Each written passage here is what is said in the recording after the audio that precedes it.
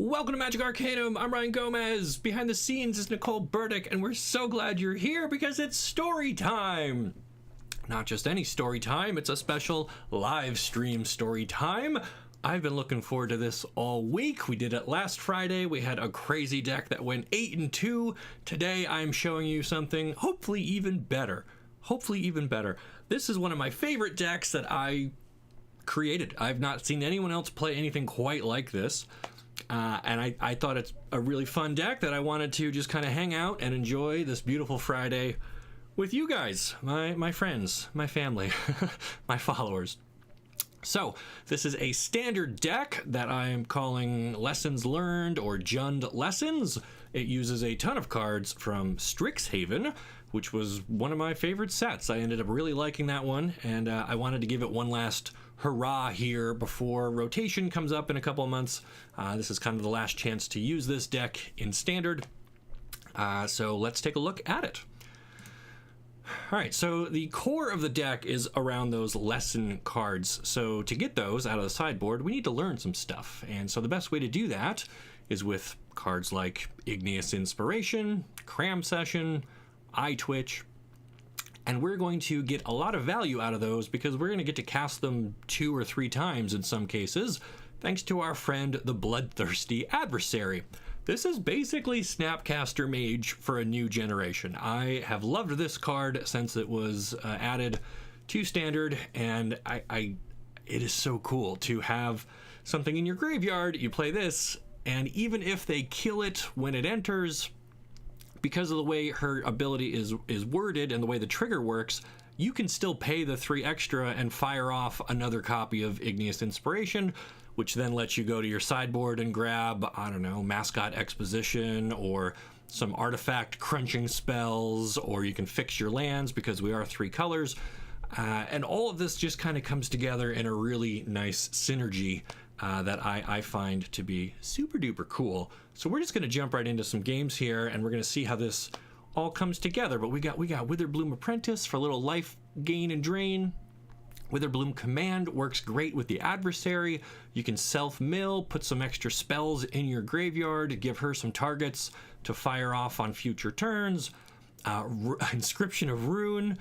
Love this one. It can reanimate, it can kill stuff, it can force a discard, it can do all 3 in the late game.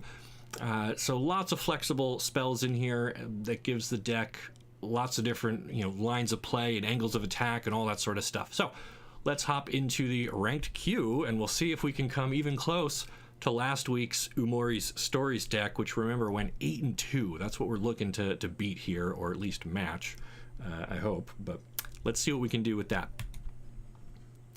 How's everybody doing out there? You guys having a good Friday? You excited for, I don't know, there were some Dominaria cards were showing off yesterday. I got to look at those a little bit, and let me get this set up right. So we're going to do ranked, standard ranked, best of 1 with our Jund Lessons.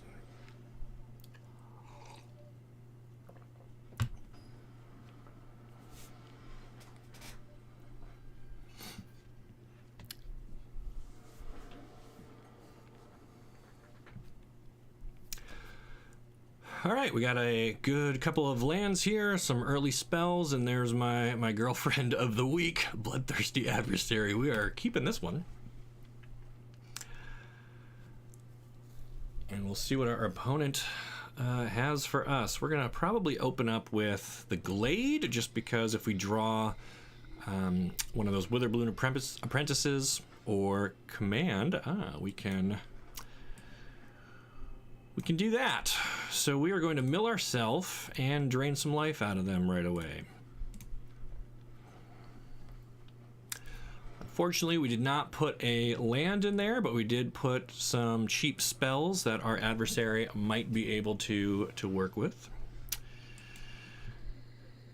All right, so we're not going to play her yet. We're waiting until we get to 5 mana, and to help us get there, I think we're going to Cram Sesh, and we could either grab Pest Summoning or in another Environmental Sciences. I think we're going to get Sciences. We really want to keep the lands flowing with this deck, again, because it's 3 colors, and it's pretty mana hungry with that adversary, so... Alright, so they've got a Shakedown Heavy. So this is a 6/4, and whenever it attacks, the defending player, us, is going to have to let them draw a card to get this thing out of combat. Or we could just kill it. I mean, it's only 3 mana. We could hit it with our Thirst. I think that's a fair use of that removal spell. Get that guy out of there. Really, we don't want them to drop Fight Rigging and turn that into a 7 and gets free stuff. I've seen a version of this deck that squeezes that in there, although this looks mono black, but we can't be too sure. All right, so they have another Shakedown Heavy, but that's fine because we're going to do Sciences. Excuse me. Grab a second red source, which is important for the adversary. And then since our Sciences gained us life, we can now just spear this guy and get him out of there too.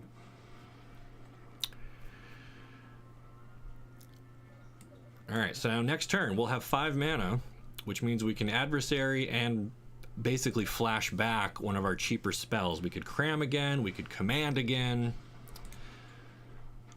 Oof, they Field of Ruin one of our red sources. Good thing we've got another mountain tucked away here. All right, 28-18. Opponent struggling to keep a board, although they do still have 5 cards in hand. And a Meat Hook Massacre on an empty board. You'll love to see that. All right, so I think we're gonna do Adversary. We're gonna use her to get Command. And then we get to pick 2 modes off of this. We can blow up their Meat Hook and also drain them. And then attack for 3 more, which I think is pretty good. 1330, Jund Lessons, School is in Session. I love this deck. All right, so they hit us with Invoke Despair, one of the best mono black cards that you can do there. I guess we're just gonna run out the Apprentice. And then do we want to make them discard some of those cards? I guess we will. This seems fine. And we get a little more life drain out of that.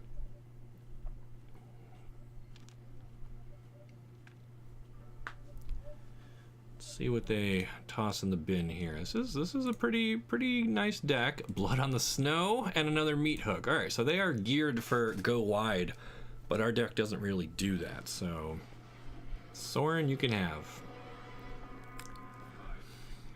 Creative Empire. All right, we hit a 7th land, which is perfect because now we get to fully kick our Inscription.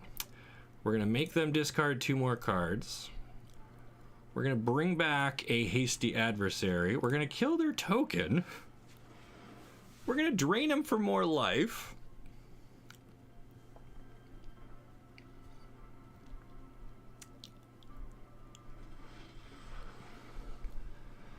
And unfortunately, we don't have the extra mana to do any more any more free spells off of her, but now we also get to kill Sorin and deal 2 more damage. So this game is going exactly to plan. This is what I love about this deck. We're in a rough spot with our hand being empty now, but hopefully they're not sitting on anything too good. All right, Blood on the Snow, that's a problem. This could be where things start to shift. Well, Infernal Grasp will keep that guy in check. But we need to find some more adversaries and get more value out of our graveyard. Lolth. All right.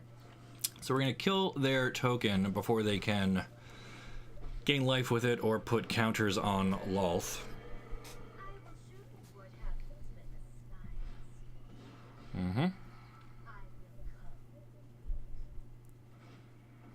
All right, still lots of great cards in our deck here. Command, that's a good one. All right, so we could use this to kill Spider. We could use this to drain more life out of them. Definitely draining life. And then do we just kill something? Or do we mill 3 and try to pick up a land? That doesn't really help us at this point. So I guess we'll just kill a Spider.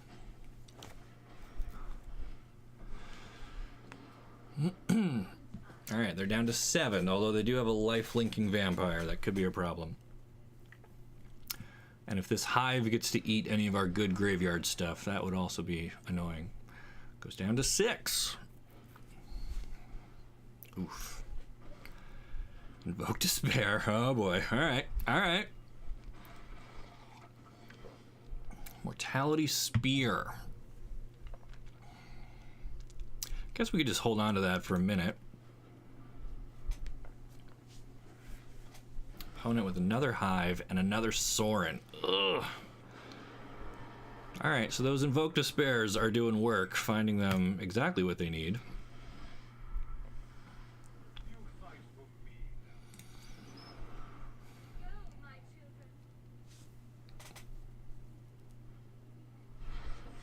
And Foretell, okay. What's the black Foretell cards? Poison the Cup? Alright, so do we deny them the life gain, or do we just go after one of these planeswalkers? I think we'll do that. I think we want to get Lolth out of here. She's the more dangerous of the two, I think. Science is not ideal, but it'll thin our deck out.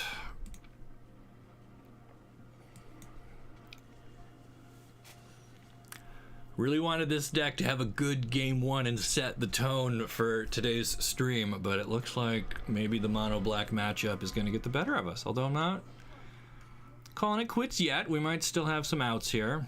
Oh, Vengeful Reaper. That's one you don't see too often. All right.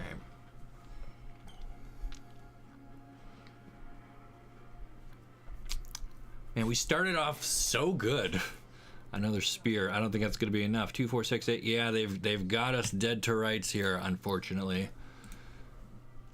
Man.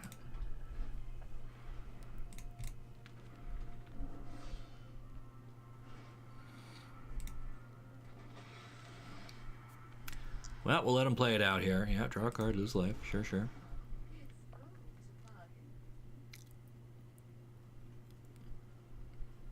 And even if we spear one of their critters,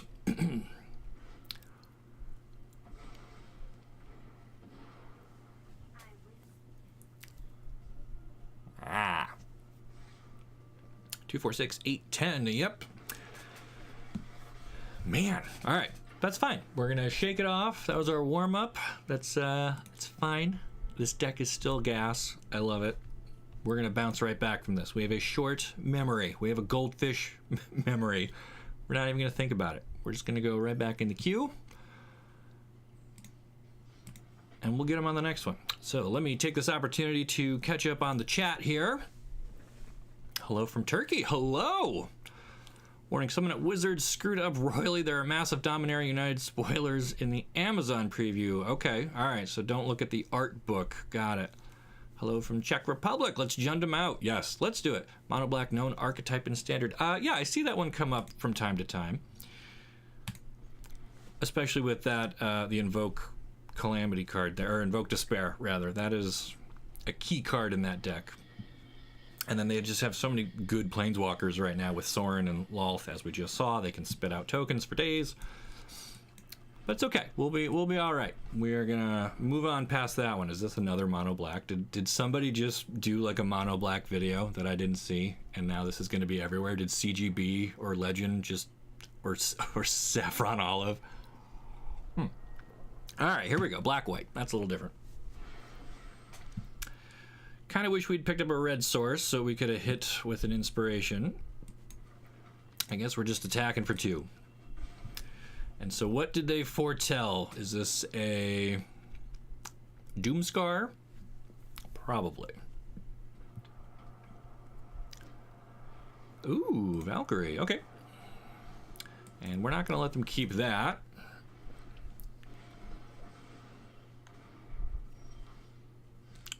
Mortality Spear is fine. We can use that to kill whatever they put down next.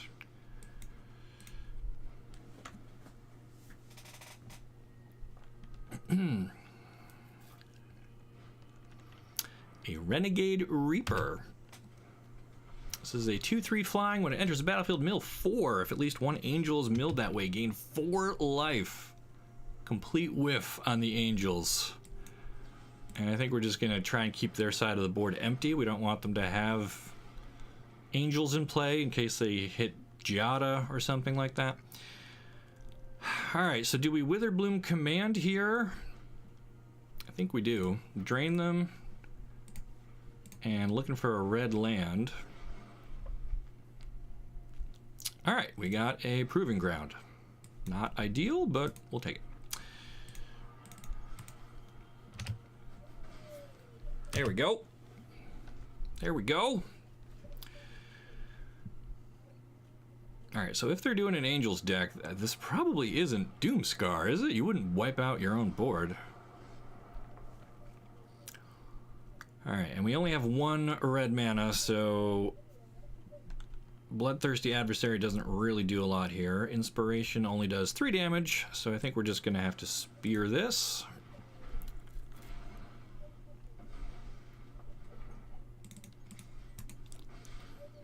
Hit him again. Alright, so for a life gain Angels deck, they're down to 6. Every time I say that. So they do have Doomscars in here. Why? Why? Why? Alright, so we have double red. We could drop the Adversary. What does she get back for us? Infernal Grasp. That works.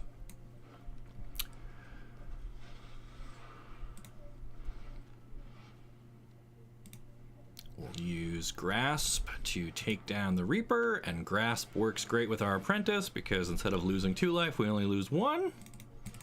Really? Opponent now down to 4, and this is where they're going to hit us with that Doomscar. Yeah.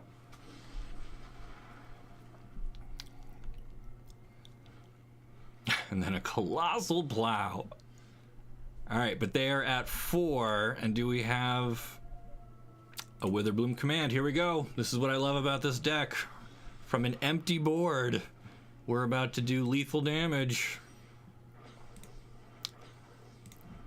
Lose 2, and I don't know, is there something to destroy? What's that plow cost? Yeah. We'll blow up their plow just for giggles. Alright, that's more like it. That is how this deck is supposed to play. We just keep the board nice and clean. Attack, drain, recycle our spells. That's it. That is Jund Lessons. That's 1 and 1. Keep score at home. That's a win. That is a win. We love to see Jund. Yes, we do. It is such a fun archetype. Love it. You love to see it. Let's go again. I think we're going to go for about 10 games again today. That seems like a nice, healthy number. I don't want to overstay my welcome on these streams. Still trying to get things figured out, but like I said, I look forward to this all week. I couldn't wait to get back in here and show you guys a cool new deck. And I'm still doing scripted stuff, you know, that's going to be coming, but just with moving into a new house and so much going on around here, it's nice to not have to worry about writing anything, and I can just sit down and play a deck that I love and hang out. So here we are. We got all 3 colors. We got some stuff to do. I think we're keeping.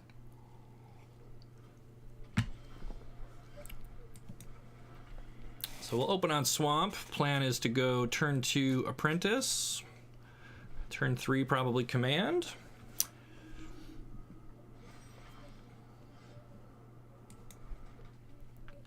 Or do we need to kill this before it becomes too much of a problem for us? Nah, I'd rather get the Apprentice down, I think. Let's go! Let's go, Jund! So good. I mean, technically, do we still call it Jund, or is it Riveteers now? Because that's Streets of New Capenna. Ah, man. All right, I think we are taking this trade. As much as I hate to give our guys up. Oh, beautiful. Now we get to snipe their Aspirant. And so what do we want out of our sideboard here? We've got a 4th land coming. Do we want Sciences to go find a 5th land? I guess that's good, because then we get our adversaries online. Seems okay. Opponent doesn't find another land. Brutal. All right. So we'll do sciences. We need to grab our other mountain.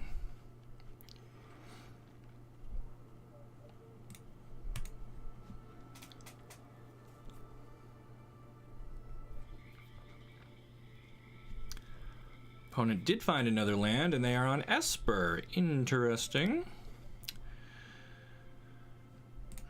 All right, is there anything here worth bringing back? I think so. I think we can do adversary. Unless they've got a counter spell here. No, okay.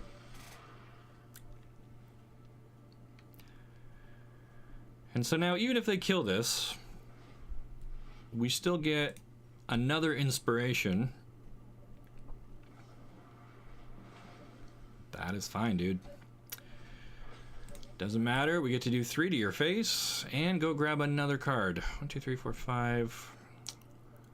Do we start stocking up on exhibitions? Or do we keep it small with pest summoning? I guess we'll take some pests. I think it's a little early for exhibitions. Legion Angel. Very nice. They didn't pick up any extras out of their sideboard. Curious. Well, I think we're just gonna snipe that. And then, yeah, we'll drop some pests.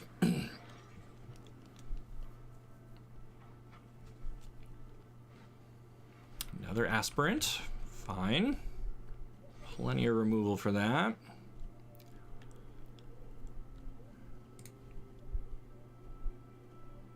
I kind of want to save my other adversary, although we could play her, use her to get back Infernal Grasp, and get rid of this. Maybe that is the best move, actually. Yeah. Why did it use double red? No! Auto-tapper betrayed me! Now I can't do the thing! Rude. Alright, well...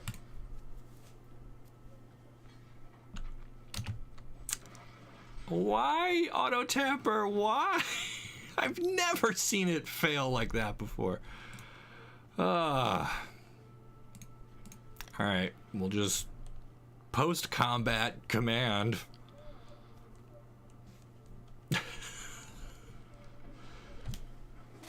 That's fine. Okay. Alright, this game, little off the rails here now. Why do you do this to us? Bad auto-tapper. Go sit in the corner. Think about what you've done. And that blue mana did come in clutch for them with a counterspell. All right. 1, 2, 3, 4, 5, 6. Not enough to kick our ruin of inspiration of ruin, sadly.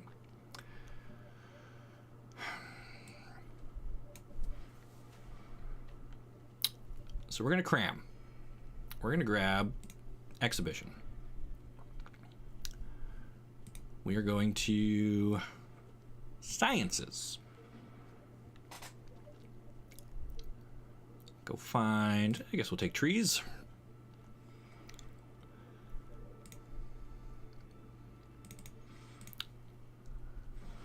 And then, ooh, walked right into that one.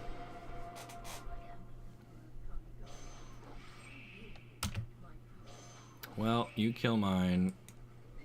I kill yours. And so now next turn, we'll have a full inscription. Which I don't think they'll see coming. They can't even make a token. But they don't play anything. So does that mean that they are hoping to counter our exhibition that they know we have?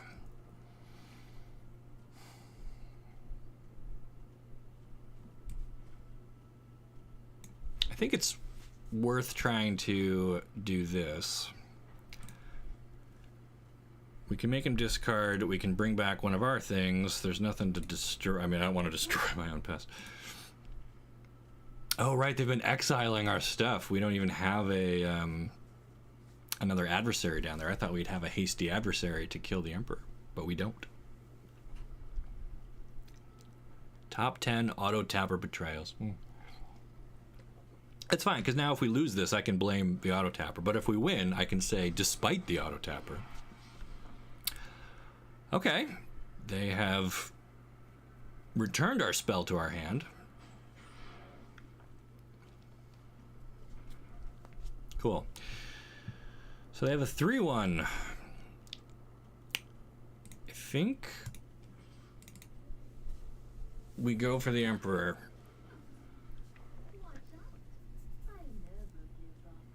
Because I don't want them to be able to put tokens down. Although having a 4-2 with lifelink is going to change our clock quite a bit here.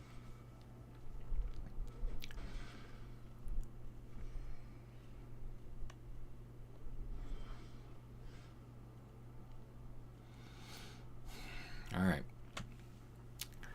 So they know we have the inscription. They pass back with all 5 mana available. Do we just try to go for this again?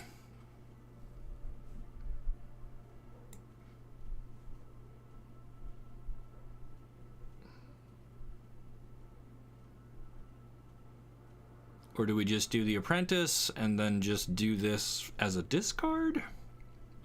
Let's try that. Because otherwise we're just reanimating the other apprentice. I think I'd rather get their hand empty if we can.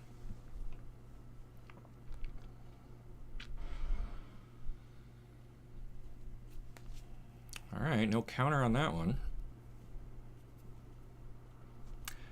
They give up 2 planeswalkers. So what did they keep? That's better than those.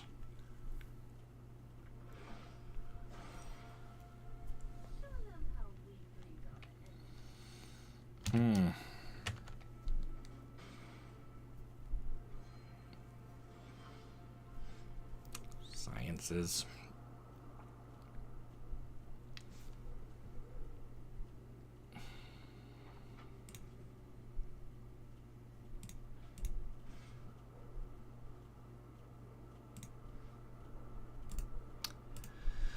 Man, this is tough. All right, well, we'll see if we can kill the Emperor. They might be holding another Emperor.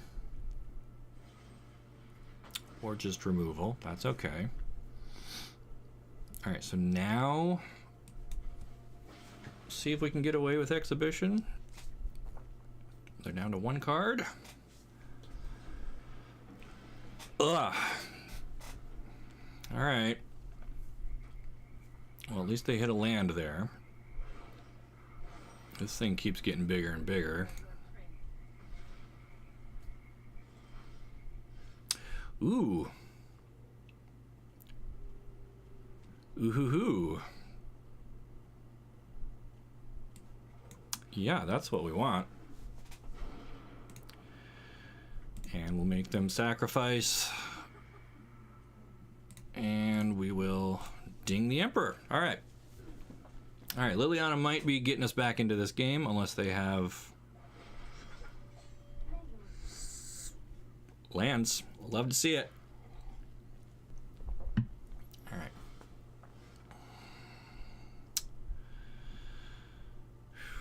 So I think first we take another land out of our deck, which hopefully means we are not drawing a land with Lily.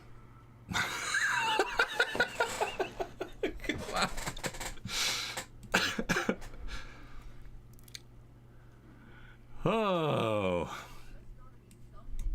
Yeah. Man, is it a waste?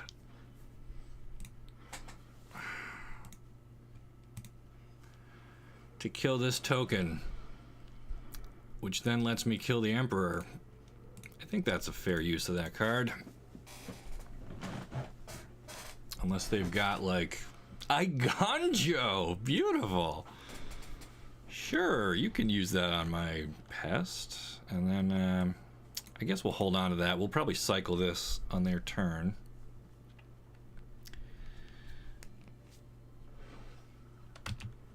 Tick up the Emperor. And try to find something good here. Cram session, I'll take it. See what else we can find. Ooh, game time. Alright, opponent, one card in hand.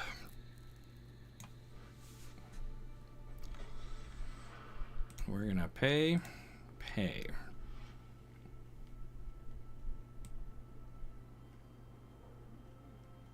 So what two things do we want for free? Cram sesh and make some more tokens.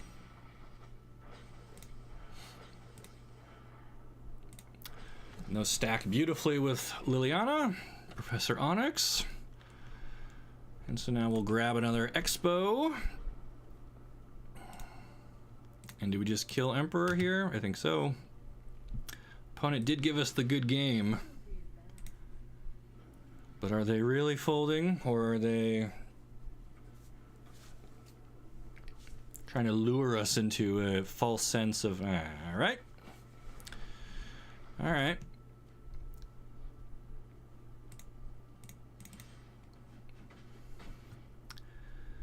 So do we overcommit to the board here, or do we take it slow?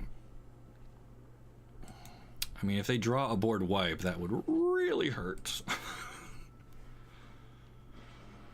think we go and grab Confront the Past. That'll let us get Liliana back next turn. Even if they do wipe our board, we'll have a threat. They're digging for help. And they find Aspirant. Not good enough. Good game. Yeah, you keep saying that, yet you have not conceded. There you go. All right. Jund Lessons, taking down another one for anyone just joining us. We've got a very fun homemade brew here that's using the Strixhaven lesson cards while they're still legal in Standard. I got the link down in the description on this video, which I hope you can all see during a live stream. I think that still works. What's that put us at now? 2-1? I lost count already. Is that 3 games? I think so. Let us hope the Gatewatch has the power and unity to confront such an evil. Yes, the evil auto tapper. Oh, criminal. Criminal.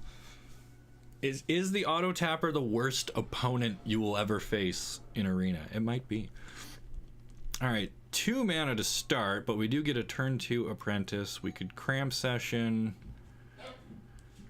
I think we can keep this. Hopefully we'll be able to iron this one out. Sentinel, interesting. All right, I think we're gonna open with our Proving Ground, actually. 3rd land there, huge.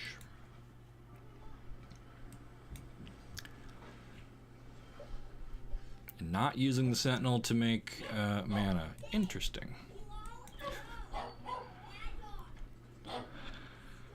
You might be able to hear my dog in the background. Somebody just rang the doorbell, probably like a package delivery, and now my 6-year-old is scolding the dog. She knows I'm doing videos here today. All right, so what do we got? A Topiary Stomper. I don't think I've seen this in Standard ever. When it enters the battlefield, search the library for basic land, put it on the battlefield, tap, shuffle. Can't attack or block unless you control 7 or more lands. Well, so we're not worried about that guy yet. I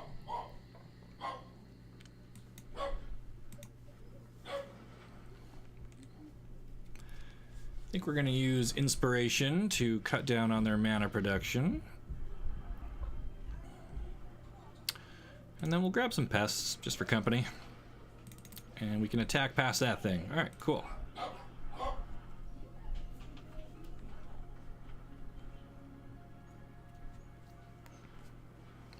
Simic Ramp. Yeah, what are they ramping to, though? Fight rigging?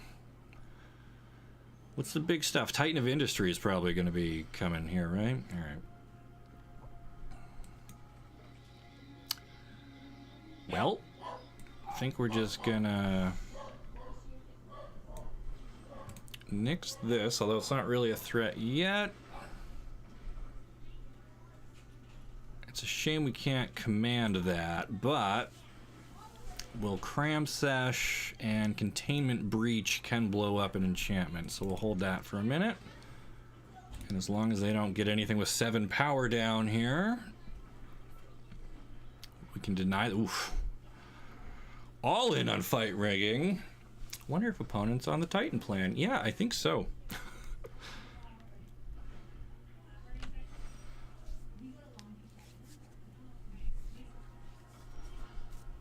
All right, so they have grown this outside of inspiration range. So do we do command and try to find an untapped land in our bin, or do we just break one of these now? And then like waste a mana. I guess command is safe to do here. So we will self-mill and we will drain them for 3 more, thanks to our apprentice. We do pick up a land, which lets us breach one of these. Left or right, left or right, left or right. Right is right. Right? Right. Do we get to see what it was? We don't. It'll never... we'll never know. Never know. Forever be lost to us. Okay. Do we have double red? We do. Do we have an Infernal Grasp down here? We do. So, adversary time. I think we want Infernal Grasp. Yeah. Clear away their only creature. Attack for 5. Opponent down to 3, and we are holding a lethal burn spell. We haven't seen counters or life gain yet. Let's see if we get there just on the attack. A Hullbreaker! Ah! Adorable! Unfortunately, it is not enough. Jund Lessons takes him down again. 3-1? Was it just that first game that we lost? Maybe Cyclone Summoner for the blue? Yeah, maybe. We'll never know. We didn't get to see. Not sure it's in blue for rigging. Better than Shakedown Heavy. Simic players are... Yeah, Simic. I mean, that... Hullbreaker Horror remains like a legitimate threat. I mean, that's a good card too. They just had it a little too late.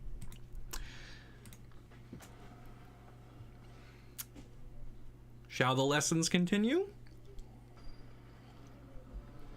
I think so. Let's get him. Get him again.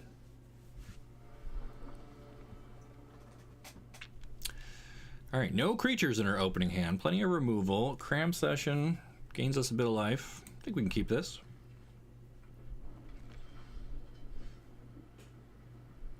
And we can even open with a tap land since we're not doing anything. Grixis Reanimator.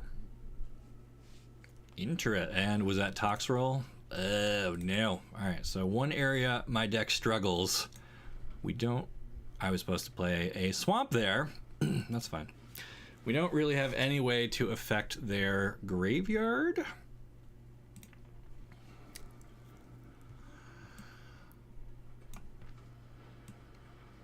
Fable of the Mirror Breaker. They're just gonna discard everything. Alright. Well, I guess we can do Haunted Ridge. So do we just kill this before it makes a treasure? I think we ought to, right? Yeah, now I really wish I had sequenced this correctly so I would have had the apprentice out for that. Oh, I should have used Thirst. What was I doing? I could have done both. All right, all these wins are going to my head here. I am playing a little loosey-goosey.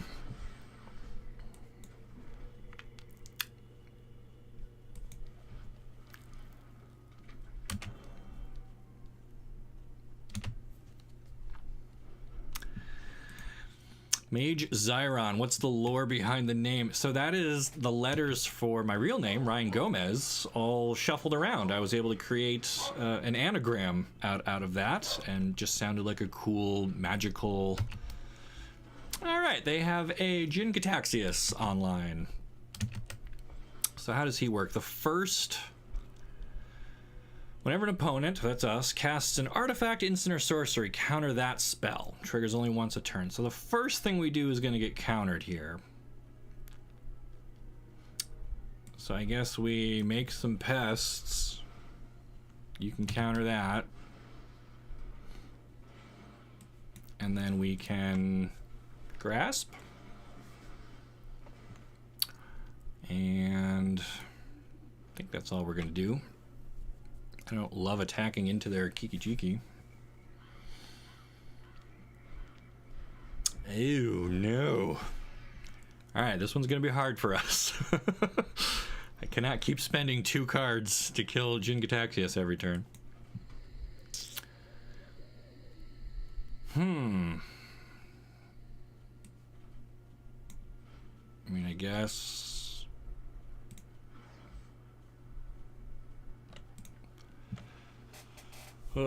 yep, that gets countered. I just really don't want this to stick around, but if they're holding more Reanimator stuff, we're probably not winning this one. But at least we get to keep draining life out of them with all these spells being cast. Grasp for grasp. Sure.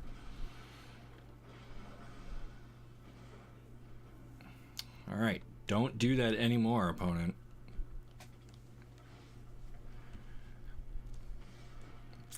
Yeah.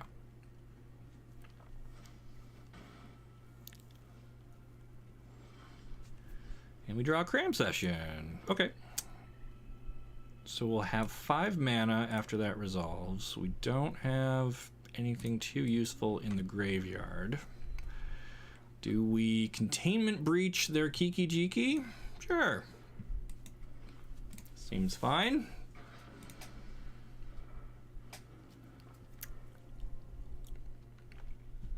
Maybe I was supposed to get mascots there, just to fill my board up a bit.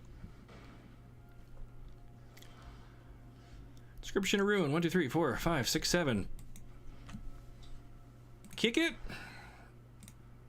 Oh, do I not have anything in there to whoa, whoa, whoa, whoa, whoa, whoa, whoa, whoa, whoa.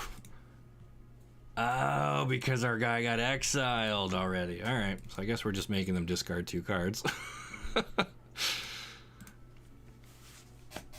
Really wanted to empty out their hand and bring back one of our own creatures. Guess we're skipping that.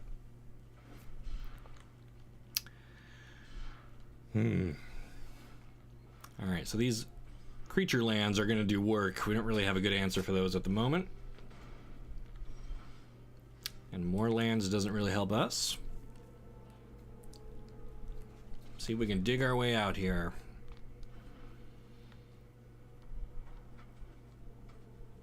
I mean, they haven't reanimated Jin Gataxius again yet, so...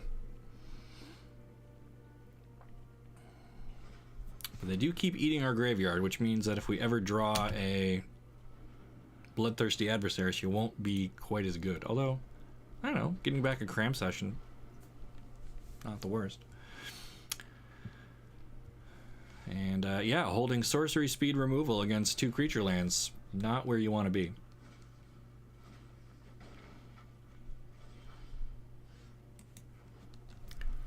I think this Apprentice is a little too slow here, a little too late. For Graveyard Hate, consider some Hives of the Eye Tyrant. Yeah, that's an option. I worry with this being a 3-color deck and how mana intensive it is. You know, because those Hives come in tapped in the later stages. But maybe you're right. Maybe we'll experiment with that here in a second. And we're dead. All right, so that's what, 3-2 now, I think. Still a winning record for John's Lessons. I'm not complaining by any means. Rip. Well, sometimes it happens, but again, goldfish. Their memory is only like 3 seconds, right? So we're just gonna forget that one and move on. Let's hop over and see if we can squeeze in a Hive. Let's see if we can make room for that.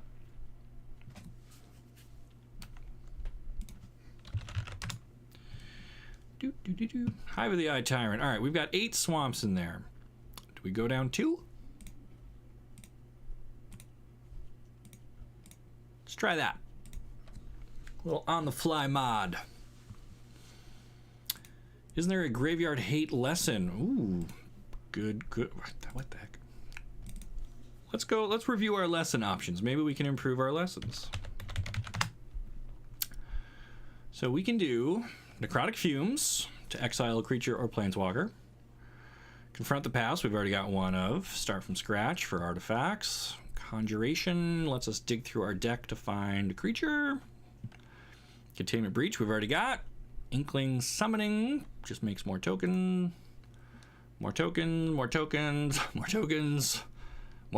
creatures. Already running all of our sciences. We can do Anatomy, which puts counters on a creature. Prophecy to scry and draw. Annihilation to exile non-land permanent. So there's not really anything in here that's going to help with the graveyard stuff. So maybe just the pair of Eye Tyrants will have to be enough. We'll see how that does it. Basic Conjuration seems okay. Yeah, well, let's I try not to make too many changes to a deck at once, just because then it's hard to track what's really working and what's not.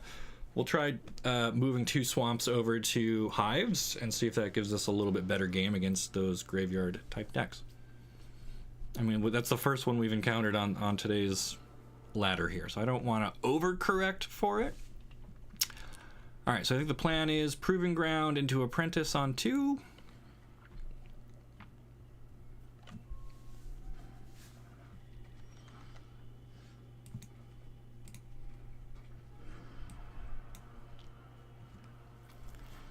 All right, opponent on black-white.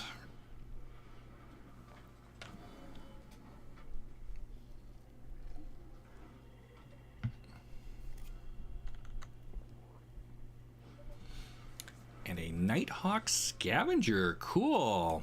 That would be a nice card, except we're gonna turn it into buttered toast. And then what do we get? We're a little light on lands, so I wouldn't mind another sciences.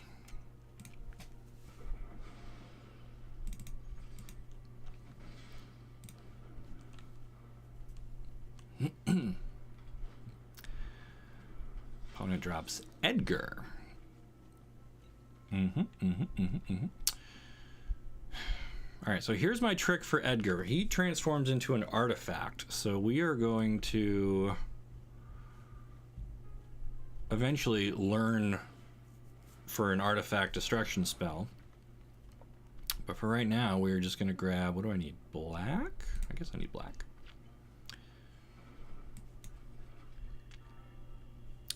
And then I think we're just gonna wait.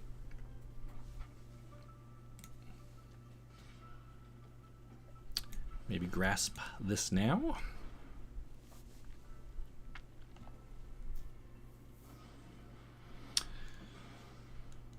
That is strangely fine, because now I don't lose the life from my own grasp. Okay. So we're up to 5, which means we could Adversary into Inspiration. Auto Tapper, behave.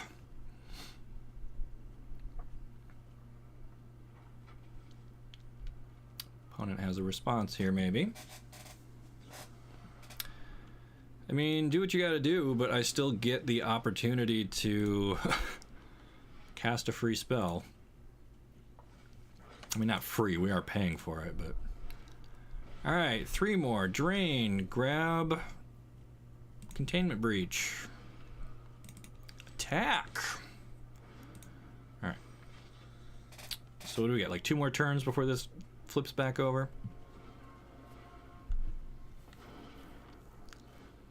Yeah.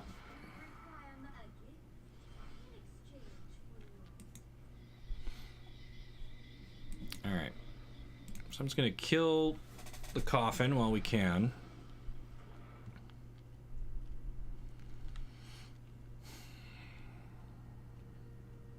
And do we save Thirst to deal with Lolth? I guess we do. And I think we're going to be cycling our proving ground here. Yeah, man, go lower your life total. That's cool.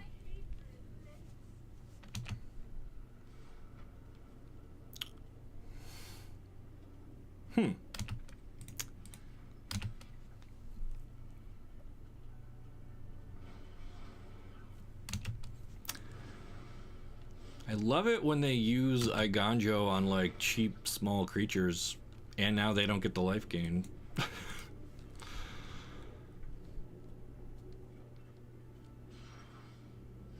Hey, there's a hive. It's gonna come in tapped. Okay. So do we Onyx?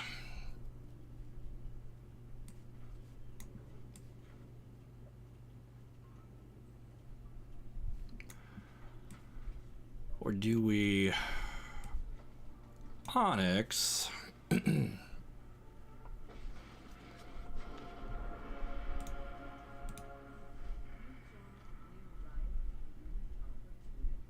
Spear?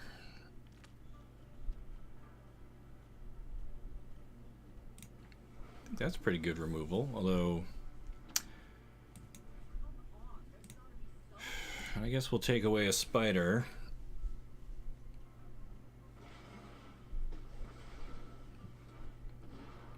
Even though they still have enough to knock out Onyx if they use their hive.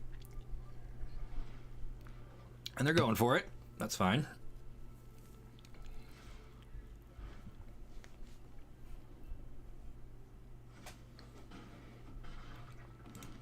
Sup, Ryan? Greetings from Chile. Beautiful country. Never been there. I did date a girl from Chile for a while, though. She was fantastic.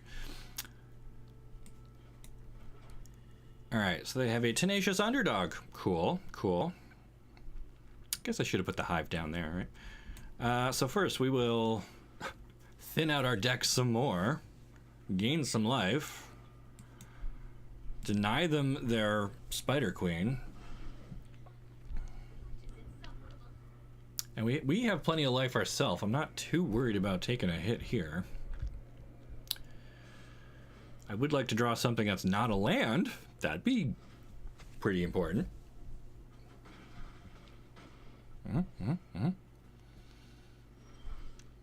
Blood Chief's Thirst. So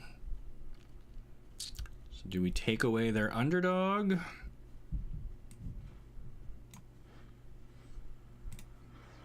I don't even need to kick it. Haha.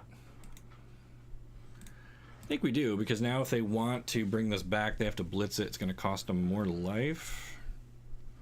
I think that's fine. Oh, is now the game going to ask me if I want to animate my tapped hive every time I pass priority? Hey.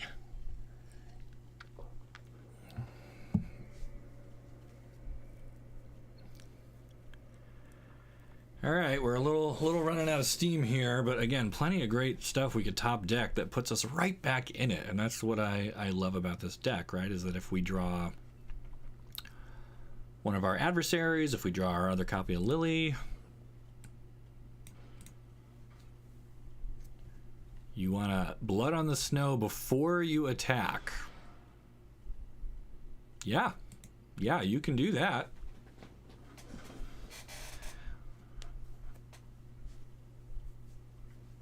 Oh, I see. So you destroy all planeswalkers. There are none, so you just get back your Nighthawk Scavenger. Okay, not a bad plan.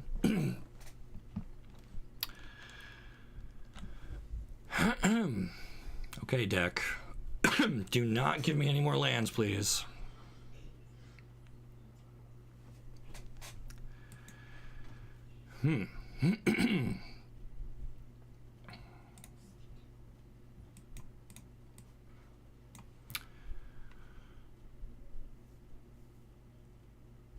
So I think we're going to drain them. Target a player. We're going to mill ourselves. We're going to drain them.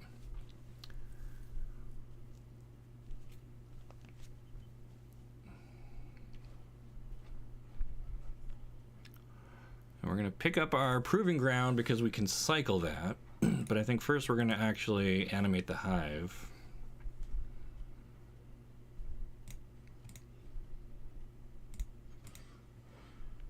And attack. And we're going to take away their lols just in case they have another blood in the snow and they want to get that back.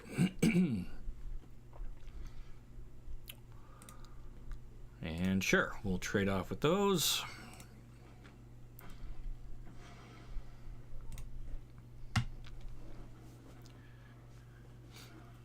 All right, 4 power Nighthawk Scavenger is a little scary. Excuse me. It's a very grindy black and white deck. It's kind of cool. I mean, it'd be cooler if it lost to me, but it's cool. They've figured out that the burn spells in the bin are dangerous. Ugh. All right, opponent up to 7. They get to draw. We're going to cycle. Don't be a land. That answers Scavenger.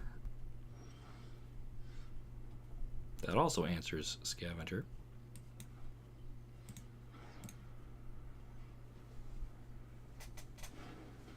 All right. This is going to be a close one. Ugh. And what are we, 3 and 2 right now? Is this going to make us a 50-50 deck? I hope not. Get the hive. Do we just kill this guy? Unfortunately, Spear is non-land permanent, so we can't kill their hive.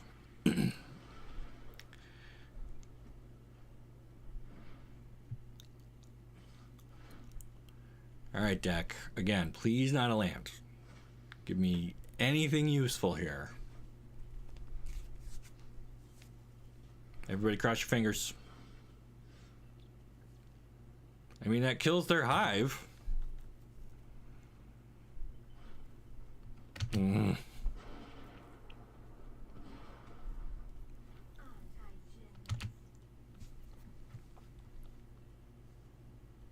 Guess we kill this before it gets a chance to eat anything else out of our bin, because we might need some of that. Okay, all right, so deck has been cooperating. It has been not giving us lands. Oh, I think this is going to be it, though. I think this is it. Because even though we gained some life, between these two and the Tenacious Underdog, that is still too much damage. Oh. All right. Yeah, good game, good game. You got us. But you know what? Not happy about it.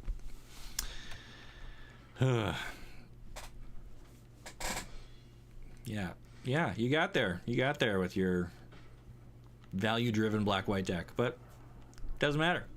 Doesn't matter. It's Friday. We're hanging out. We're live streaming. We're doing just fine. I've streamed more than 4 people. Yes, still hold it as a badge of honor. I was one of the first live stream. Do we count that as our first live stream, though? I didn't share that link publicly. I only posted it on Twitter, and then I forgot to make it live. So I guess it was the first live stream. I mean, I was technically live streaming. The audience was, only 4 people, as you said. Anyone else think Tenacious Underdog bears a striking resemblance to Yawgmoth? I don't see it. All right, so we're now, 3 and 3. We want to get ahead of that. We want to have more wins than losses. So this time, I'm going to sequence things correctly. I'm going to make sure Auto Tapper works correctly.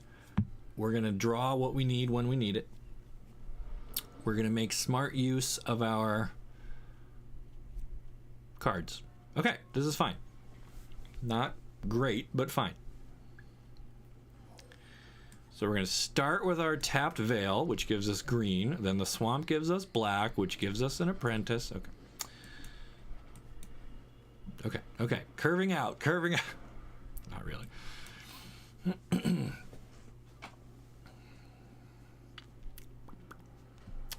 Red, blue. Is it an Opus deck? Is it? All right, well, we're going to cram.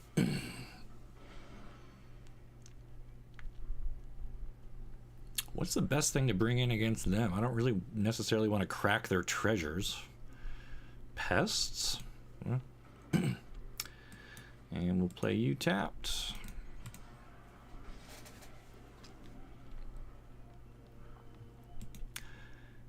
It does count. Okay, well, the live, if you say it counts, then it counts. One of my EDH opponents said yesterday, Underdog looks like Tassiger, which I agree. Yeah, that is closer. Love your content. Ever thought about collaborating with Aether Hub? I assume you mean the other lore guy, right? Cyben? I've not thought about it.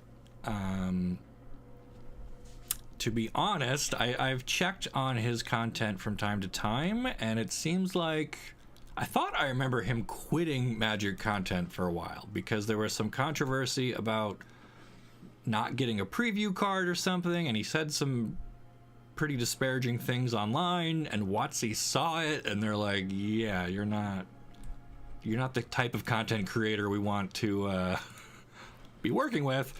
And then he vanished for a while and switched to just Pokemon stuff, and then kind of came back and is now pretending like everything's normal. Do I have the right person? Does that sound familiar to anybody else? I don't like to throw shade on other content creators. And this is where I find that he's actually in the chat watching right now, and he's like, "Oh, please work with me." That'd be embarrassing. But if I remember correctly, all right, we do need to blow up some enchantments. How do we get? Okay, so first, sciences, get more land. We'll take red.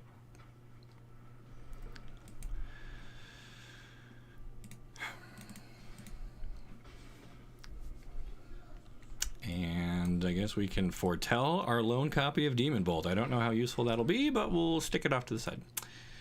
Are you bitter rivals? I don't have a rivalry with anybody. That ain't my style. I just try to keep track of who is a wholesome member of our community and who is not. And based on what I observed as an outsider, Aether Hub had some issues to work through. Perhaps that is all in the past, but maybe it's not. And like, why would I risk my reputation on something like that? You know, I don't know. But never say never, and maybe down the road there is a collab opportunity. All right, we've got 5 mana, which is not quite enough to Demon Bolt and kick our adversary. So do we just kick adversary and be done with it? They're gonna get a free Opus next turn. Ugh. So I guess we can't let them keep doing that. I guess we have to kick adversary here. Unless she just gets straight up counterspelled, then we might be dead. Windfall's fine.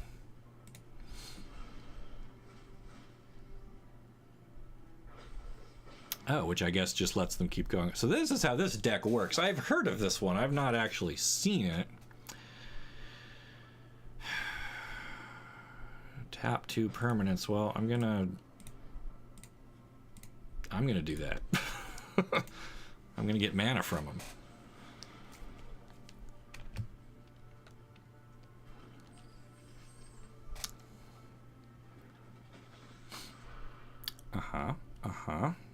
I will pay. I will gain 4 life.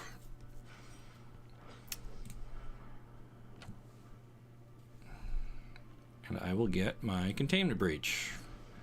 And you get 1 more turn of free spells off of this bombardment. And hopefully I don't die before then.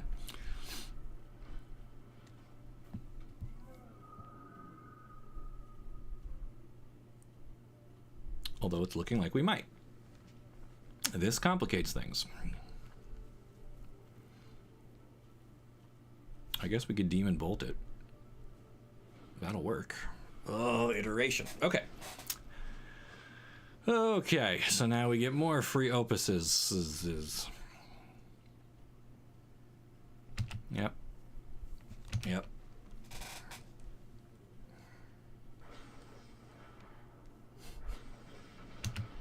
All right, opponent, you got all your little bits and pieces working really good here together. I mean, we have answers, we have good cards, we have threats. They're just performing a bit more optimally than we are. And had I anticipated this better, I would have learned for Containment Breach much earlier. But now it might be too late.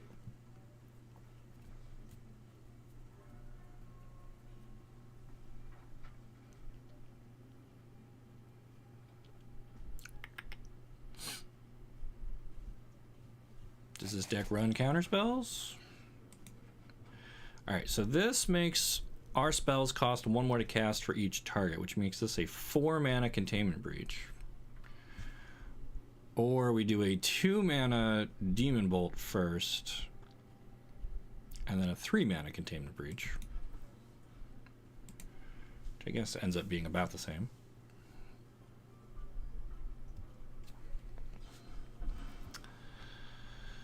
Oh dear. Okay, you get another free opus.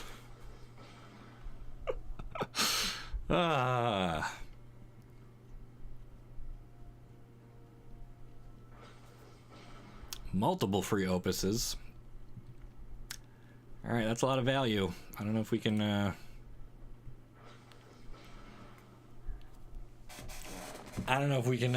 overcome this. And throw in a Spike Field Hazard. Okay, so first...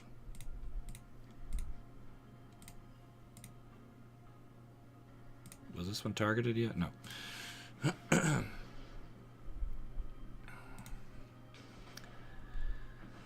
Yeah. Alright.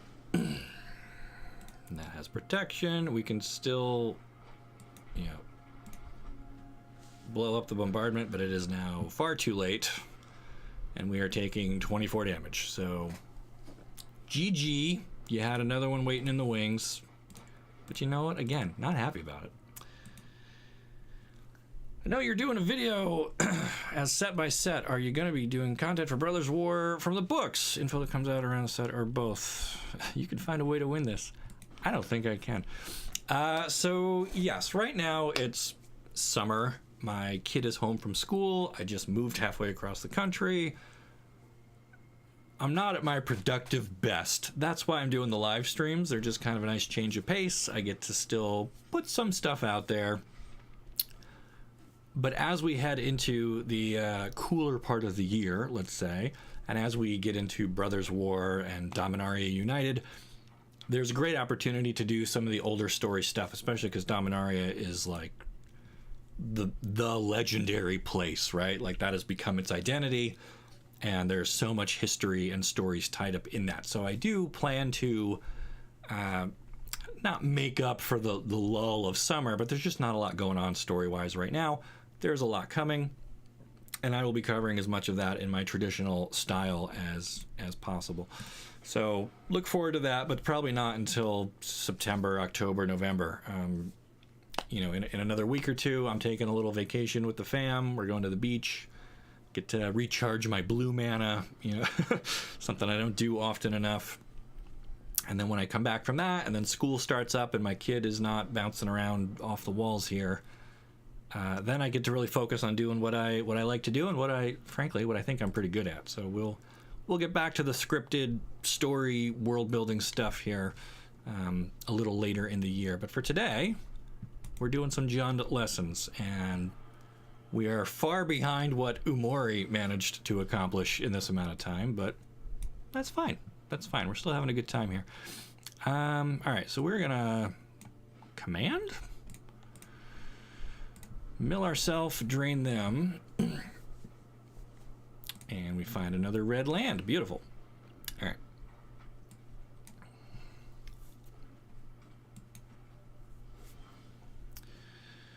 Opponent with 2 turns of doing nothing.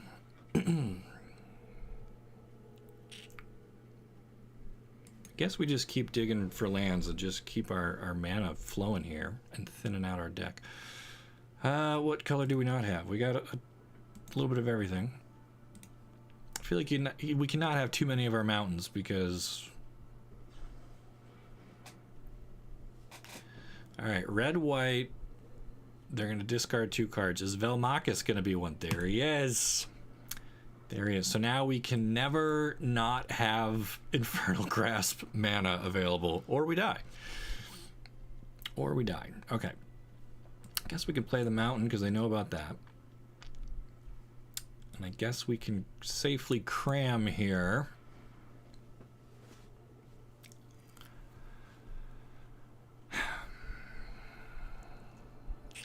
And I guess we'll just grab some pests. Okay.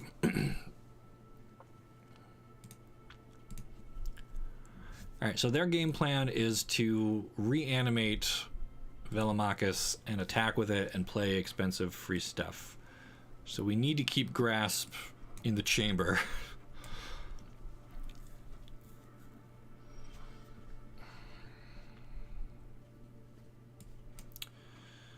So if I do that, do I have enough black still for Grasp? I do. Alright.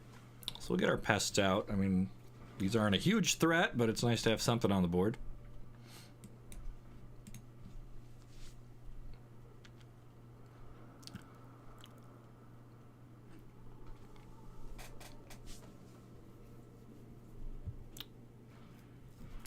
Here it comes. All right, so invoke Justice. Return target permanent from your graveyard to the battlefield. Then distribute 4 counters on it. So they have a 9/9. So they'd get to cast a 9 mana spell for free. But we're not going to let them do that. So unfortunately, they can still just do it again because we haven't found one of our hives. 2, 3, 4, 5. Do we... Adversary? Do we have anything to flash back? Guess we could do more cramming.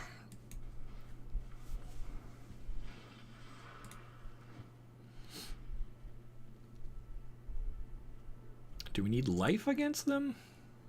Yeah, I guess. I mean, that lets us learn. Which lets us get our mascots, which might be good.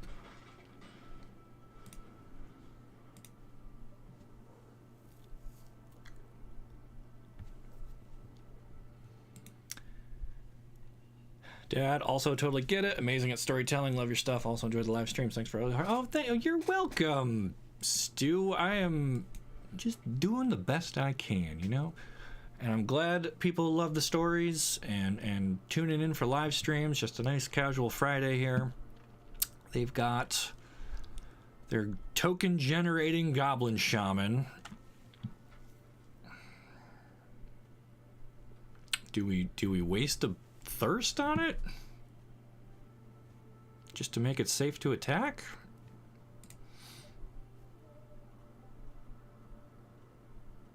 Or do we throw down another adversary? Does this deck have a board wipe in it? I guess we're going to find out the hard way. This is where I overcommit once again. So we could just grasp it. We could command. We can keep cramming for the test that's never coming. Guess we'll do that. And yeah, Containment Breach. We can kill their Fable. And I guess I'm okay just getting this guy out of the way.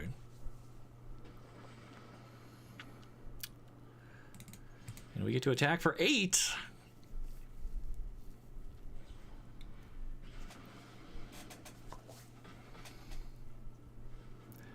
Alright, so Dragonfire did take out one of our adversaries. That's fine. We discard up to 2 cards. They've already got Velmakis still down here. Do they have another copy that they're going to pitch? They discarded nothing. 3, 4, 5, 6, 7, 8. This is lethal if they don't have a way to stop these attackers.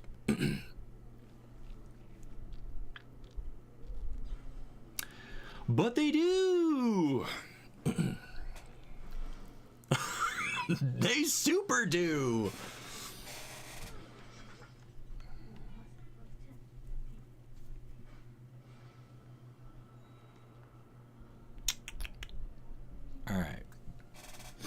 Let me think about this for a second. What is the most dangerous thing here? Is it the Emperor?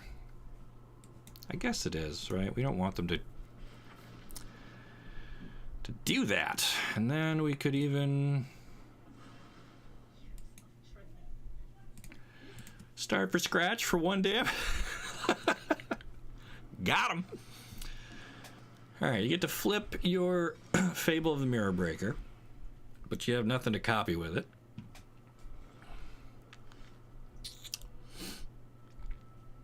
All right, so we've got 7. We could do Exhibition. We could do Inscription Kicked. Yeah. Boom, boom, boom. You're going to discard 2. We're going to get back an adversary. We're going to kill this. 3 very good things on 1 card.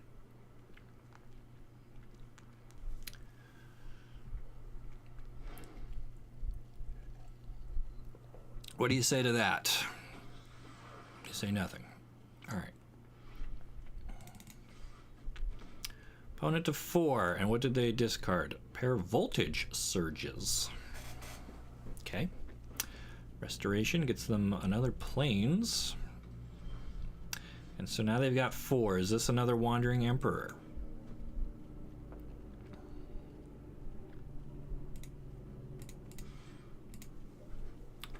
It's not. They're down to 1. I think we just get rid of that so they don't get to freely bring back any of their 2-drop stuff. And now we're holding another Infernal Grasp if they have Velomachus. Yeah, but we're ready for them before combat. Whew, okay. That was a tough fight. But we got there. We did. All right. I've lost count. Are we at now 4-4? Roughly? So we got to finish strong. I want to get, like, more wins than losses. I think we're 4-4. I should have been writing this all down. Normally Nicole is here to help keep track, but she is in meetings right now at work. She's got one of those real jobs. Ain't nobody got time for that. But we'll try and squeeze in a few more here and see if we can, and see if we can get a winning record. Back when you were with TCG Player, you did a video on a Game of Thrones themed cube that they had put together using existing Magic cards. Did you work on building that cube or get to play with it? Oh, this is a good story. This is a great story. Yes. The product you're talking about, we couldn't officially refer to it as a Game of Thrones product because our lawyers were like, that's not right. So we called it the Plane of Thrones. It wasn't a cube so much as a battle box. And so battle box is kind of a variation on a cube where it ends up being about, I think it was 185 cards or about 200 cards. And do we want them untapping Snowlands? I don't think so. Sorry, it's tough to tell a good story and not lose games at this. Oh man, no green. That's rare that we don't open with a green mana. All right. So this product, I had made that after learning what a battle box was, which again is like a small cube. It's like 100, 200 cards, call it. And the idea is that there's no lands in there. There's no drafting or anything. You sit down with your opponent. You each start with 10 lands in the command zone, effectively. And all right, hold on. Again, let me focus for one second. We have to get sciences. We can't play sciences. Now we can play sciences. Now we get a green. That's our turn. Okay, so the idea is you have this box of cards that you hand pick, and there's no lands in it. It's just whatever cards you love and want to use. And now we have a dragon that I need to figure out what I'm going to deal with. I mean, I guess we're thirsting this guy. Oof, not a great use of our turn, but do what you got to do. And they get basically a mini collected company off of this. And they find the Emperor. Okay, so this is getting away from me really quick here. You know what? Let me play this. We're gonna put a pin in this story. I will give you the whole spiel in between games here. I just don't want to embarrass myself by losing because I'm distracted. They also have a lessons thing going on. That's pretty cool. Professor of Symbology. Pretty decent, to borrow a phrase. Yeah. All right. So we have 6. We can flash back our adversary. Well, excuse me. Play adversary, flashback, thirst.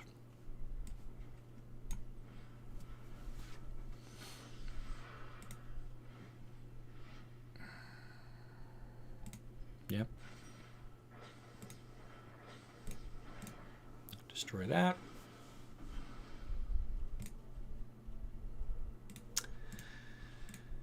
And I had the mana. I should have got that out of there too and just tidied up here, but whatever.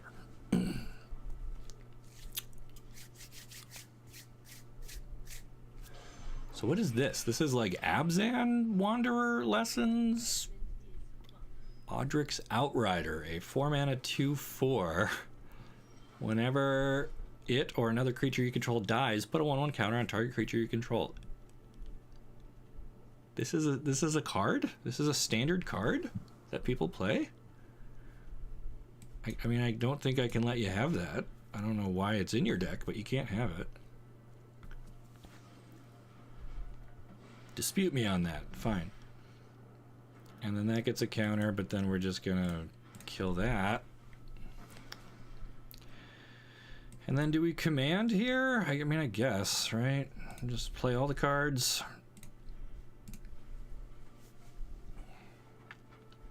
Grab a land. Okay. Play said land. All right, so next turn we've got Professor Onyx, which is not bad. I don't like how full their hand is.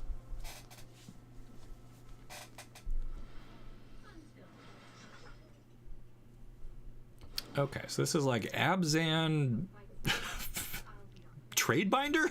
What am I looking at? I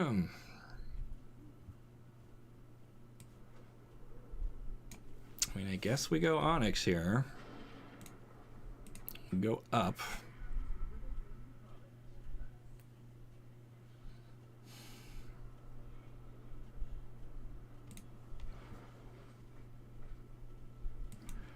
We land, we cram, we drain, we big brain. Okay, all right, we have regained life superiority. But they have a planeswalker and a creature, and we just have a planeswalker.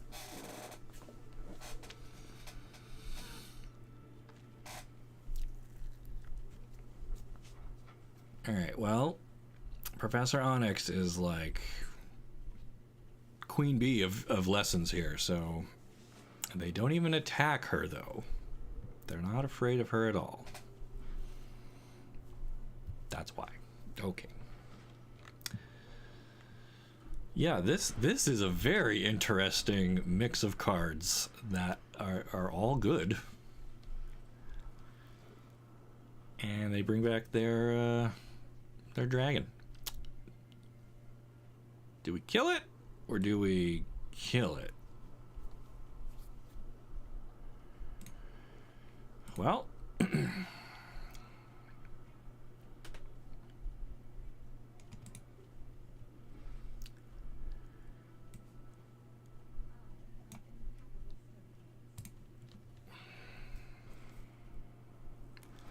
so they can do their 4 mana worth of free stuff again. Is it going to be another Planeswalker? It is not. It is an extraction specialist. When it enters the battlefield, return target creature card mana value 2 or less. Creature can't attack or block. So they just get a free Professor of Symbology, which they use to learn to exile our Lily. That is sad.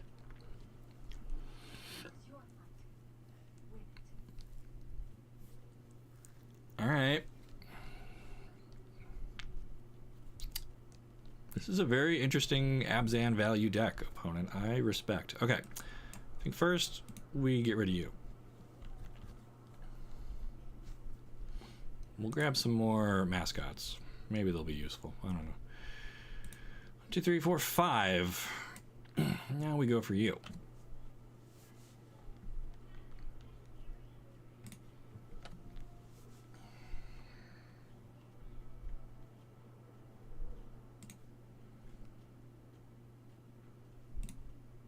Three free damage.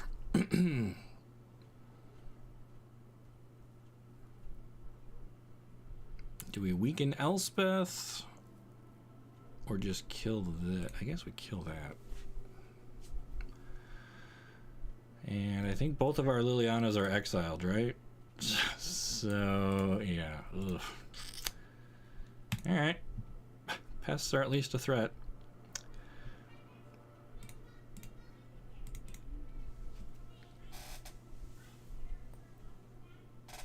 I knew that was going to happen. I knew it was coming.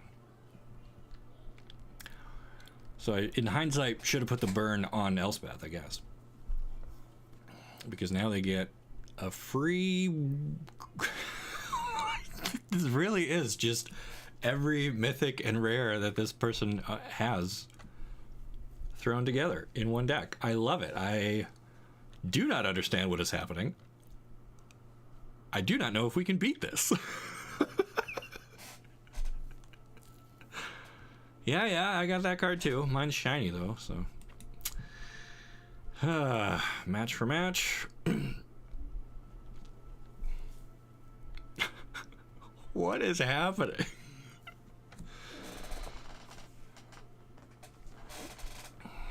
5/5 first strike elemental. That's scary. 3/2 first strike inkling. Also scary. Alright, so he's got a shield. This I'm okay trading with. This I will devour. And then do I want to take 5, 6, 7, 8, 9, 10, 11? I guess not. I guess we're chump blocking there.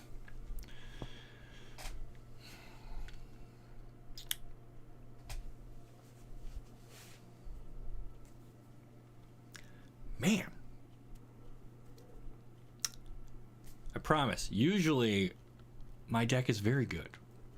I'm not looking to place blame here, but maybe putting that Hive of the Eye Tyrant in changed our formula just enough. We're gonna cram.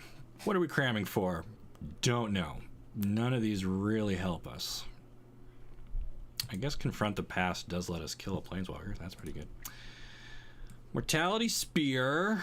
Kill their 5/5. Confront the Past. Remove twice X loyalty counters. So we do that for how much? Just one? That takes 2 counters off of Elspeth. Okay. Leaves us with exactly 3 mana, so we can play some pests. Alright, well, we're not dead, but we are dying. I don't even know what we can draw at this point. 1, 2... We've only done 2 adversaries? Nope. 3, 4. We've drawn all of our adversaries. Guess we'll use that to break his shield.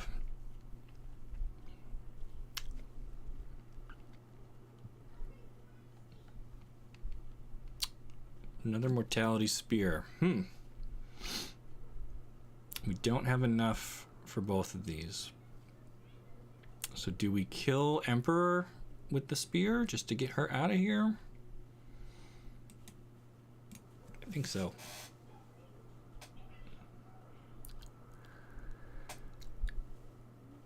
And then this little grub is gonna chump block like his life depends on it.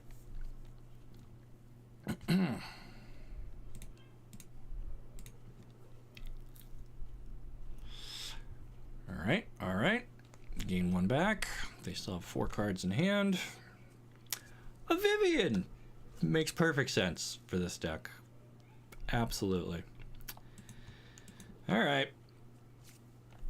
I mean, our army in a can here, probably not good enough to hold this off, right? What does Vivian even do? Just creates rhinos? Okay. So we gotta.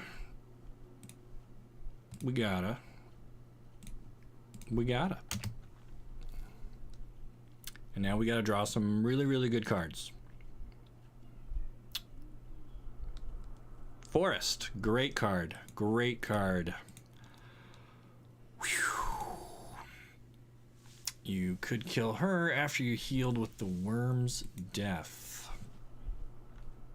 Probably could have made a lot of different plays there, but whatever, that game is behind us. Okay, let me get back to this story real quick about the Game of Thrones product.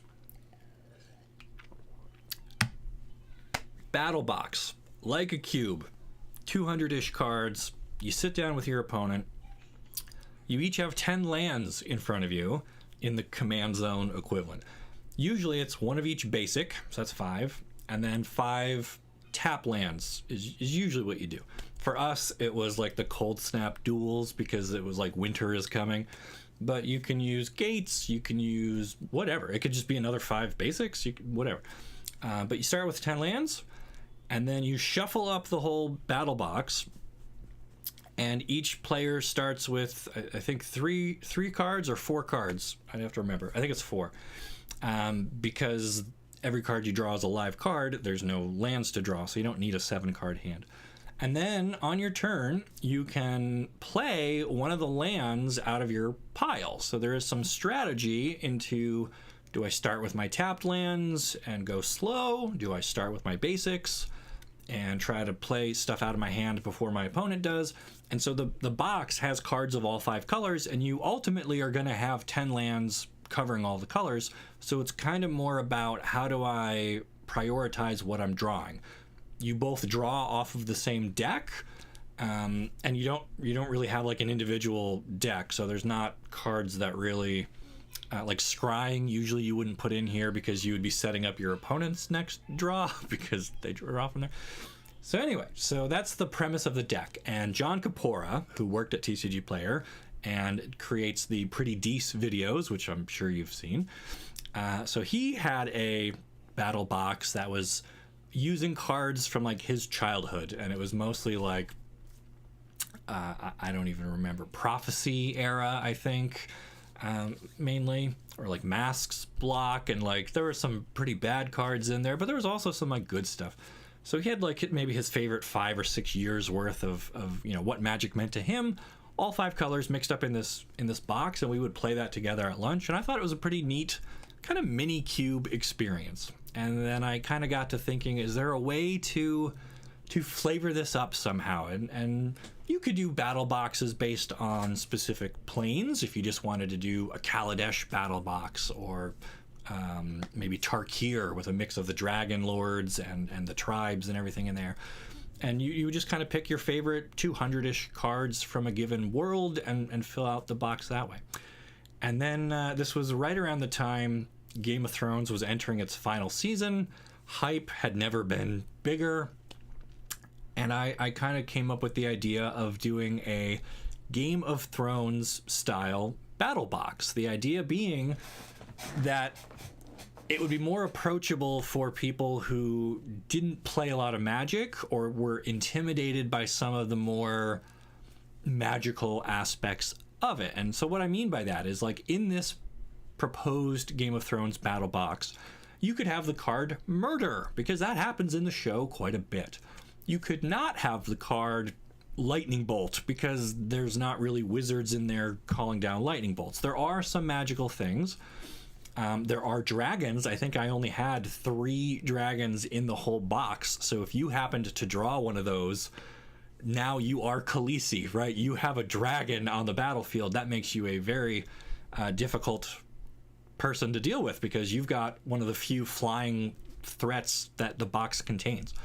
But it was mostly cards like that, where it was things like Murder, or Oh, what are some other examples of cards I had in there? I don't even remember. There were some weapons, lots of swords and armor. There were plenty of knights. So basically each color I tried to give an identity to, right? So like white was like the humans, and they're very schemy. So there was lots of instants and combat tricks and things like that. Knights charge, heroic reinforcements, because those happen in the show where the humans come in and save the day at the last second.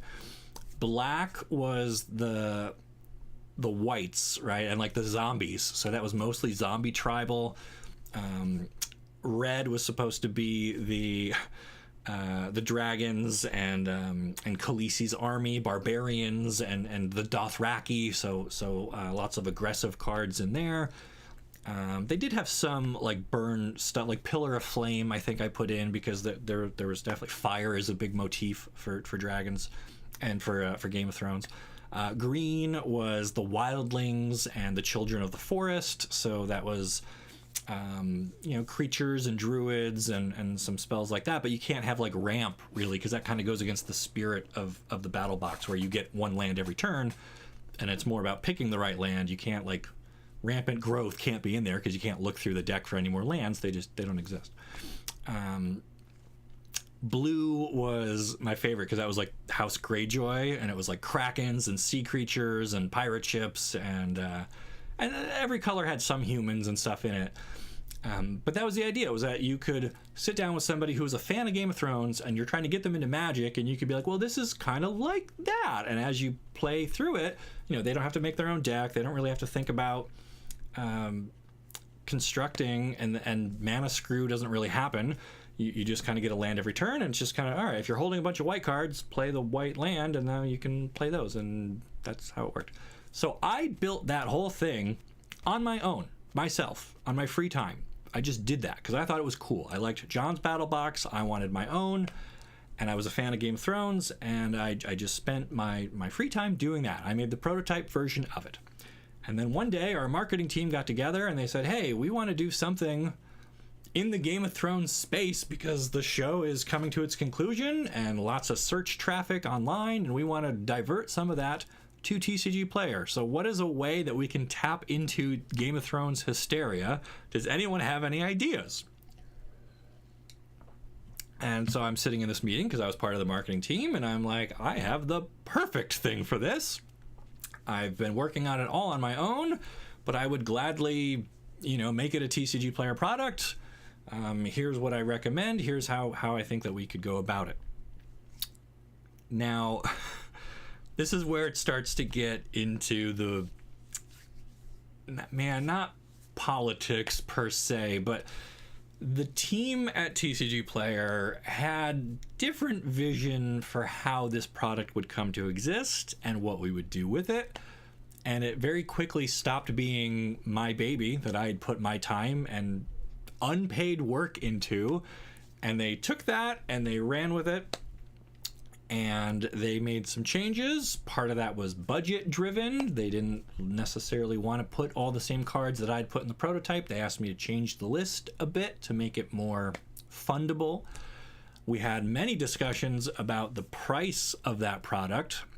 We had many discussions about, should the full card list ever be revealed? Because if we just publish, you buy this box and it has the following 200 cards in it, you could very easily price that out yourself and be like, well, I could buy all these cards separately for cheaper than you're selling it to me. Why would I buy it from you? I'll just make it myself. And people didn't really factor in like the labor cost and like the fact that it came in like a pretty nifty little box and things like that. So it was like, well, okay, do we make it cost more than what these cards cost us? In other words, do we build in a margin for TCG Player to recoup the labor and the work that went into it, even though I did most of the design work myself for free? They were very obsessed with, how do we price this thing? And they saw the opportunity there. They wanted to have waves of this product because we just had cards in the warehouse that weren't really selling, and we're like, if we could box these up every 4 months and come up with a new battle box type thing that we could sell and people buy it as a kit, that like helps us move inventory, generates sales, keeps people talking. The idea was good. But it became, okay, how do we get enough cards to like one card in there was Slumbering Dragon, which is like a cool card, kind of an unusual one. It's a rare from like M13 or something. So we had some in stock, but like not enough to fill. I think we ended up making just 50 of these kits, and they're like, well, we need 50 Slumbering Dragons. We don't have enough ourselves. They're like a $4 rare. And every time we buy one, the price goes up. So this is an interesting bit about Magic, right? You don't get the advantage of scale. Normally, if you're a manufacturer or a retailer and you want 2,000 cotton t-shirts, they're cheaper than if you just buy 200 cotton t-shirts, right? The more of them you make, the better you get a deal on that from the manufacturer or the seller or whatever. The inverse is true for Magic cards. If you want to buy 50 Slumbering Dragons, you can get the first one at $4, but then the next one for sale is going to be $4.10 and then $4.25, and they keep going up. They get more expensive the more you buy. So we're like, how many of these do we make? How many do we think we can sell? What price do we sell them at? And I sat in all of those meetings, and I had very strong opinions about a lot of that. And at almost every turn, I was overruled or rebuked or whatever. But I still did end up making a video explaining the whole thing because it was my baby, and I was excited about it. And I wanted it to do well, even though I no longer felt like I had control over what this thing was or who was going to buy it or whatever. And we ended up, like I said, I think we made just 50 of them, and we never did fully publish the list of cards. And I think we set the price point a little higher than what it cost us to make each box. So TCG Player made like $10 on each of the 50 of these things that got sold. All 50 of them sold out. They sold out within one day of me making the video, and I was like, hey, you can buy this. There's a link down below. Pre-order it. But there's only 50 of them going to be made, and all 50 pre-order slots filled up within, I think it was in 4 hours, which is insane. So that kind of proved like the idea worked, and it was exciting. But the amount of work that went into it, the marketing team was like, this was such a drag. It was such a argument over, what cards go in and figuring out the list and affording the list and pricing it, and they just decided not to ever do it again. And that was it. That was my one shot that I designed this thing, again, on my own as a passion project. I still have the original one here, the prototype, if you will, and I love to bust it out when I play with friends and family.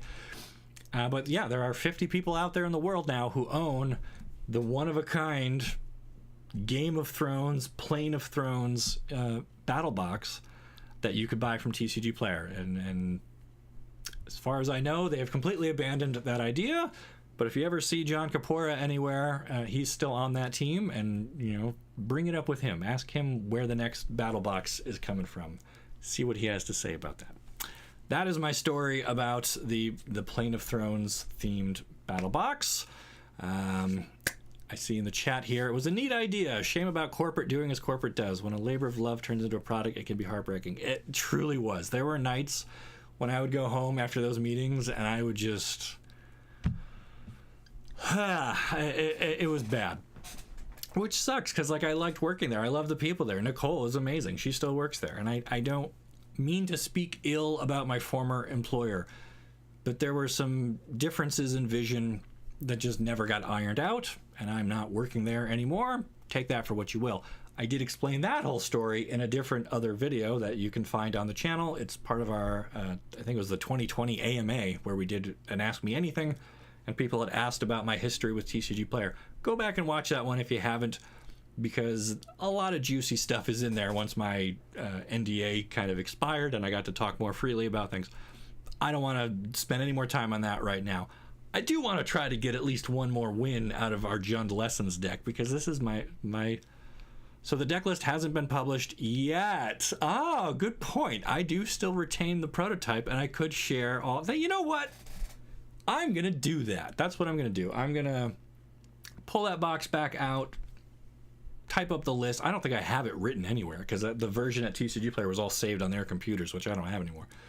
But I do have the original prototype. I will type that list up for you, and I'll publish that somewhere, because I can, and they can't do anything about it. Great idea. All right. For now, though, Jund Lessons. Let's see if we can squeeze out one or two more W's with this thing. before we call it a day. It's getting kind of close to lunchtime here. We've been at this for, I don't know, almost 2 hours. But I feel like we need to finish strong. We started out not great.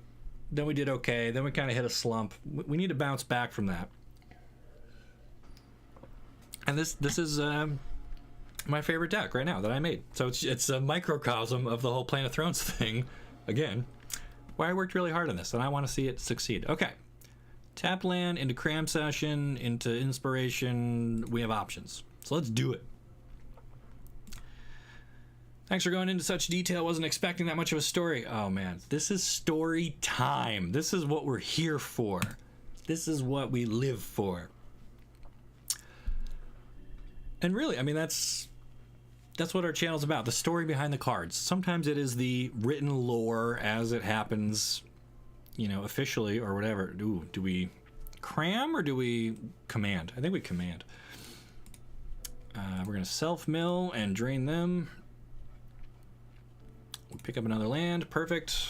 And did we put some stuff in the bin for our adversary? We did. Righteous Valkyrie. Okay. Unfortunately, it's a little too big for us to hit with inspiration. And if we cram, we'll gain life, which makes the spear cheaper, but still not cheap enough. So do we do nothing this turn?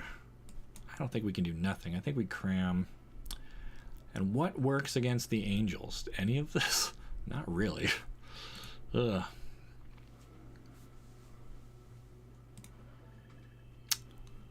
All right, double Righteous Valkyries. Their life is not yet enough to get the bonus. All right, but I think we just need to kill at least one of these before they gain any more life off of it. And I think I messed up. Instead of pest summoning, I should have got the last copy of Environmental Sciences, because that would have gained us life, which let us double spell that turn.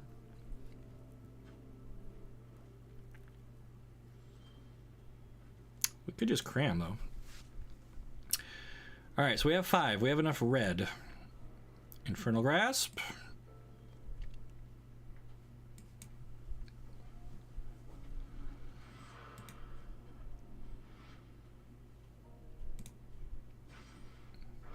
Yep. Get you out of here. All right. And the Reaper we can shoot down with some inspirations. Giada can also get burned out of here. Thirst is fine. She has done her job. Alright, so Giada, you're only 2 mana, so you're gone.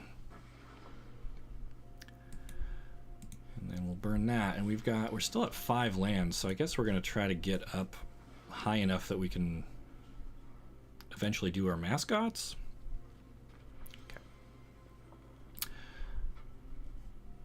So we'll start with science. Science! Which now lets us cheap spear. They're down to just 1 card in hand, and we have a pretty good grip, including a planeswalker.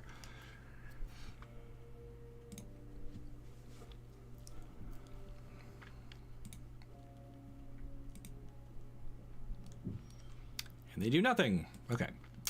So do we just exhibition? Or do we start trying to get value with Lily? I don't love playing Professor Onyx without a spell to follow up and use her Magecraft, so I think we're just going to try to establish some board presence here. If this is a Doomscar, somebody needs to explain to me why the Angel deck has Doomscar in it. Like, what is the point? If you have Angels out, you don't want to kill your own Angels. And if you're so far behind that you need to do that, like, what is happening? All right. So I guess we'll do Onyx here. Go up. Try to find a 2-mana spell. I guess we'll take the other Onyx just for safety.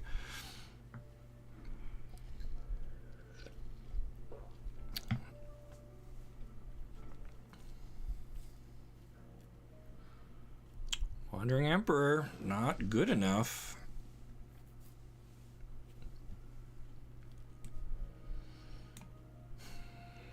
So we'll start by ticking up.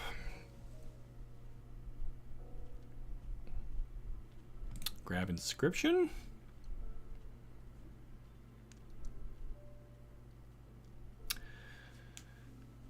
And so this is one of my favorite tricks that I'm glad I get to show off. We are going to return a creature card. We're going to get back our adversary. She comes in. We now get to pay her extra. Guess we'll do it twice. Do they even have cards left in hand? They have one card left in hand. So we could make them discard that. We could burn. Man, what else do we even want to do here? Guess we'll take Thirst. All right. So 3 damage to face. And kill the token. And get a bunch of triggers. And learn. So like when this deck hits its rhythm, it feels unstoppable. Like we just did so much cool stuff in one turn. And we still have a very good looking hand, and they're like top decking. And they're playing like the Wandering Emperor, which on their own turn, right? Like you don't want to be doing that. And they concede. So there we go. That is Jund Lessons. That's what we're supposed to be doing. That's what I want to see. Can we get one more? What are we at now? Is it 5 and 5 or 5 and 4? 4 and 5? 5 and 5? Was that 10 games? Guys, I don't even know. I just know we're gonna do one more. What do we get? Play with fire. Right. Let's try and finish out with one more here, and then we'll break for lunch. You know. Too much good spot removal in Orzhov to have sweepers. I know, right? Opinions on alchemy as a format. Well, I got invited to do the Baldur's Gate early access stream, which was all alchemy. I'd never done a live stream before. To this day, I don't understand why WotC picked me to have access to that. I'm glad they did. It got me into streaming, and now I'm trying to work it into regular rotation. I think alchemy is cool. I'll be on record as saying that. I think playing it doesn't hurt anyone else who doesn't like to play it. I know people complain, and they think that it's somehow ruining Magic. Where it gets weird is that alchemy cards are part of Historic, and since that was Magic's only non-rotating arena format, I know people did not like the fact that the alchemy cards were affecting their Historic decks. Now that we have Explorer, which is eventually going to become Pioneer, I am less bothered by alchemy affecting Historic. Those are both like digital only formats, which I think is okay. Arena is a digital first game. They've been very clear about that the whole time. And I know everyone wishes that it had every card in Commander and it had multiplayer and it had all these other features, but realistically, that's not what we're getting. We're getting alchemy, and we can either take it or leave it. If you want to leave it, fine. I take it. It's fun to play once in a while. I don't do it all the time. I prefer to stick mostly to Standard and Explorer. Again, no green mana, so we're gonna cram for science. Okay. And I gotta pay attention what our opponent is doing. This is another blue-red. Is this gonna be the Magma Opus thing again? Might be. Might be.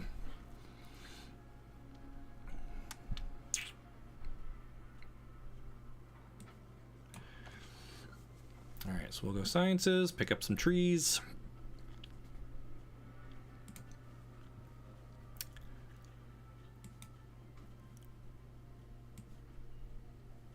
And then we've got Mortality Spear. Do we just break this while we can? I think that's okay before they get to discard stuff. So alchemy is a nice once in a while fun thing. I think the cards for it are sweet. I've seen all the memes. I know people think that the specialized cards are very wordy and it's too much to take in, and I can't memorize all this. It's impossible. Those same people will tell you how quickly a format is solved, how boring a draft has become. It's too easy. And then when you give them something a little bit harder to chew on, they're like, no, this is too much. So I guess everyone has like a very narrow window of what makes a perfect set, and alchemy might have pushed it too far for some people. Okay. All right. So I think we're gonna do apprentice, and then try to burn one of these guys. Or do I just kill them both? Let's try that. Let's try that, because then we can inspiration adversary on a later turn. That might be good too. All right, and we still get all of our triggers off of this.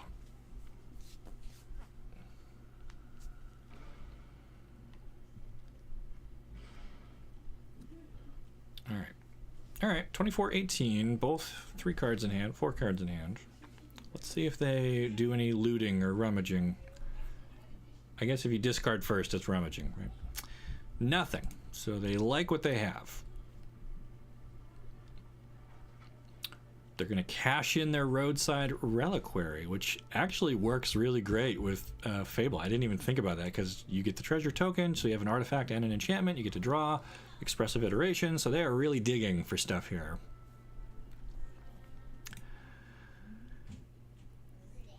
Ryan out here calling out the community. You know, decided to make a Selesnya Umori enchantment deck for Explorer. It's been crushing ranked. Yes, that's what we love to hear. Oh, I'm so glad. So glad. That is great. And maybe Jund Lessons will inspire somebody out there to put their own twist on it as well. I don't know. But yeah, the community, you got to remember. Ooh, we have enough. Do we have anything we really want?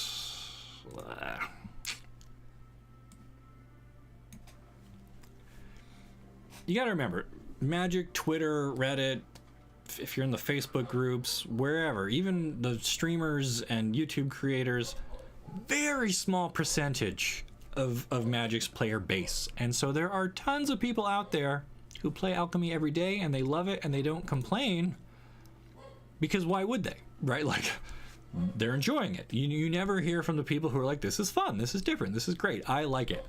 You're always going to hear from the people who are not happy. They're negating a cram session that was free, basically. All right. But I guess if they have enough cards in hand, they might as well. So yeah, so don't, whenever you hear the rhetoric or you shouldn't be playing this, it's a waste of resources, it's too confusing, there will always be people telling you what you cannot enjoy. Whether it's that cake is not good for you, that movie sucks, that show isn't funny. Don't listen to the haters. Just don't. Like, Magic is great. Full umbrella. That covers everything. Magic's great. That includes Pauper, my favorite format. That includes Alchemy. That includes Commander, whether you want to call it Commander or EDH. I know there's purists who feel that it shouldn't be called Commander. Bro, like, Magic is great. We should all play more. We should all be nicer to each other and let people enjoy things, right? Like, that's the meme. Let's try to kill you. I don't even know what's happening. I have lost the thread on this game. We had a win. I don't know if we're gonna get another one here. This is starting to feel like they have too many cards in hand. Bum, bum, bum, bum, bum, bum. All right, gotta cut out of the stream. Yeah, I'm wrapping up here. I think I'll be getting lunch myself here in a moment, but I wanted to fit in one more W if we can. I like to end on a good. You can't walk away on a loss, right? You just can't do it. Yeah, 2 treasures here. What are they for? No fading hope, huh? Okay. Love Igneous Inspiration. Use it in bad mono red. Yeah. Iffy on the execution of Alchemy. What do you mean? What could they do different? What could they do better? Or what have they already done good that you do like? Like, let's focus on the positives. What do you want to see more of from Alchemy? Like, I think the cadence of releases is pretty good. I like that Baldur's Gate gave us a bunch of cards all together, which has kind of given us more to do for the summer when there's not really any other new sets out. I like that. Biggest issue is what it did to the card wizards class. It made a powerful card super powered, like super. All right, so you have a specific hang up on one card. That's fine. I mean, everybody's got their pet cards, and I hear you. I know it can be frustrating, but again, that means you can't use that card in historic. You can still use it in standard. You can still use it in explorer with no changes. And nobody's forcing you to play alchemy. So, but I get it. You want your card to work everywhere all the time, the same way all the time. Do we do anything with this? I don't like to waste mana.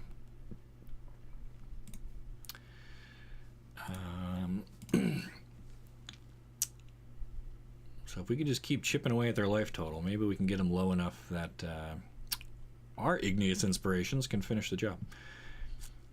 And hey, look at that. We get a land that we can cycle again. Or we could just play it so we have 7. I guess that's fair. Alright, opponent, you're at 6. What are you even doing here? We haven't seen much of anything. Just kind of dirtling around, drawing cards, discarding cards.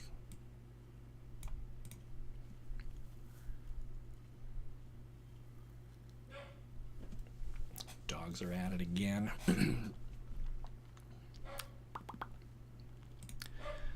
All right, opponent thinking long and hard about how to use their 4 remaining cards.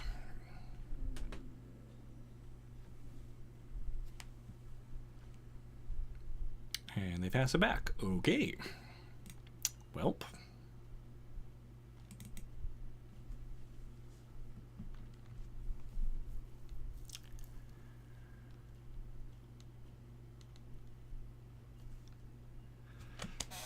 Okay, opponent, dragging this out. Let's go. You either got an answer or you don't. Trying to decide if it's worth spending a card on something that's got you on a 2-turn clock.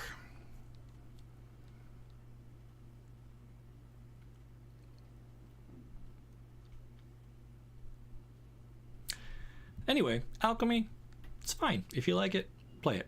Battle boxes are cool. I will try to remember to put the list up sometime soon.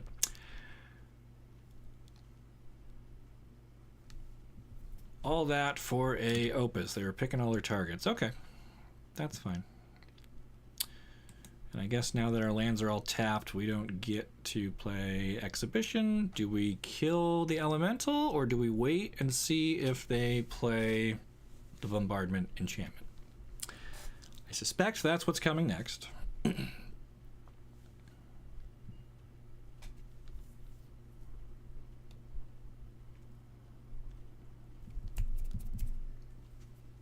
Let's go. Let's go.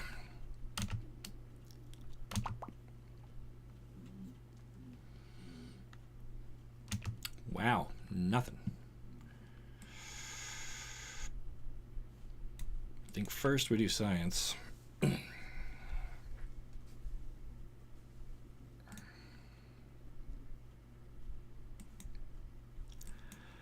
see if this resolves. I'm not optimistic. They probably got negate. There it is. All right. Well, there's no real playing around that. So we need to find some more adversaries or inscription. One of our 2 Lilianas would be great. We're going to get pulverized by the Hall of Storm Giants. But I like that they're down to 3 mana. This might be an opportunity to fire off something good here. That ain't it, Chief. All right. We're going to try to deny you of 4 free damage here.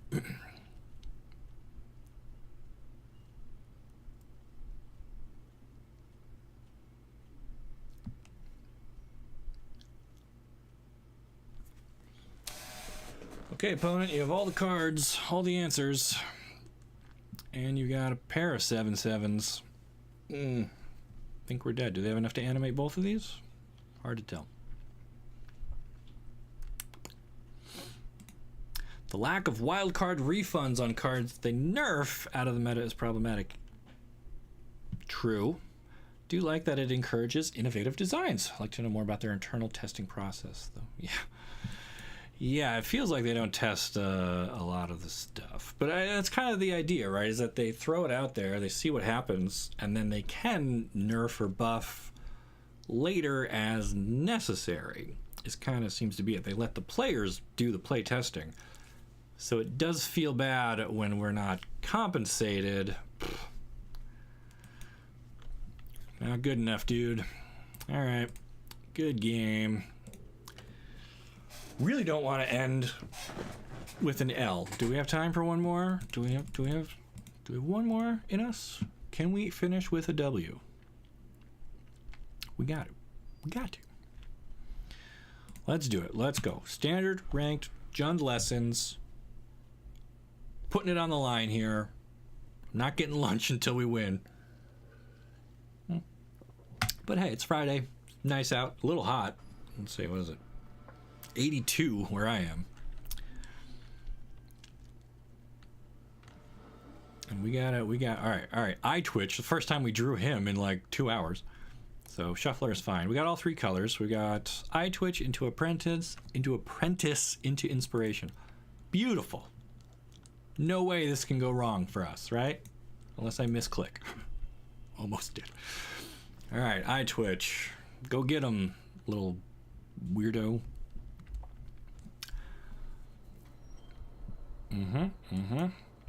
Eye twitch into apprentice, as we said.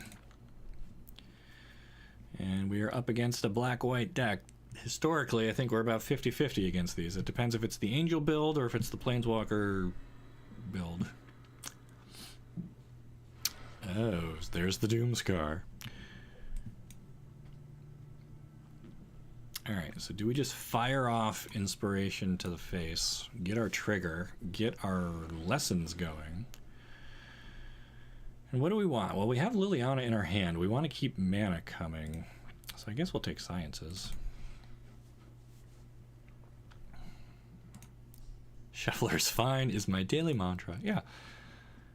It is. I know there's the Esper. There are the conspiracies about how it's rigged or whatever. I don't think it is. I don't think WotC cares enough to try to rig it. Why would they bother? What's in it for them? Like they try to make you lose just enough that you'll keep coming back, and I don't get it. I don't see why there'd be any point in rigging things at all. Now the other case is that they just didn't code it correctly, that it wasn't intentional. They just are inept, and that to me is just funnier. I don't even think that they are so inept that they can't program a shuffler correctly. But again, tinfoil hats will tinfoil, you know? All right, double white, Wandering Emperor. No, a youthful Valkyrie. Curious. And then Giada. Okay. I feel like we need to Demon Bolt somebody. Probably right here. Although Giada is scary. It might be one of the scariest 2-drops in the format right now, right? Do we... Let's see if they block. Let's see if they take the bait. They don't. Okay. So we will command. I guess we're doing lose and self-mill. Pick up a proving ground. Whoop. And then we'll play it. 1, 2, 3, 4, 5. So next turn we can do Professor Onyx. Not sure if we'll want to, but we can.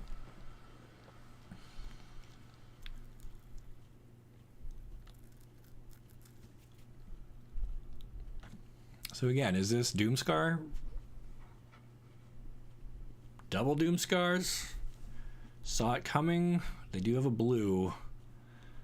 Now I don't know if I want to run Lily out there. That's dicey. Well, they didn't block Eye Twitch last time.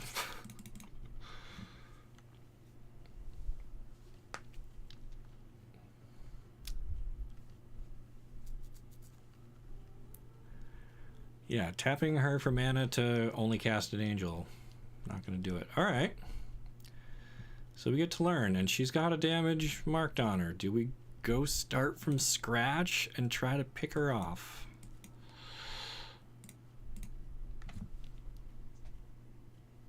Or do we get them to burn a counterspell on this? Wow! Alright, we killed her, so now these are probably not Saw It Comings, or they would have saved her, unless they've got another one over here. Lysa! Sure. We have a clean answer for that. I mean, I don't love it, but keep their side of the board empty. Nice! Thanks. Inspiring Overseer. Good game. Does that mean that you think you are winning? Or does that mean you think you're losing? Ouch. Alright, well, cycling lands will cycle. Cram Sesh. And did they just no, they just killed her. They didn't exile her. So I guess we take Confront. Right? I mean, getting a Lily back is pretty good. Or should we have done Mascot Exposition there? Tough to say.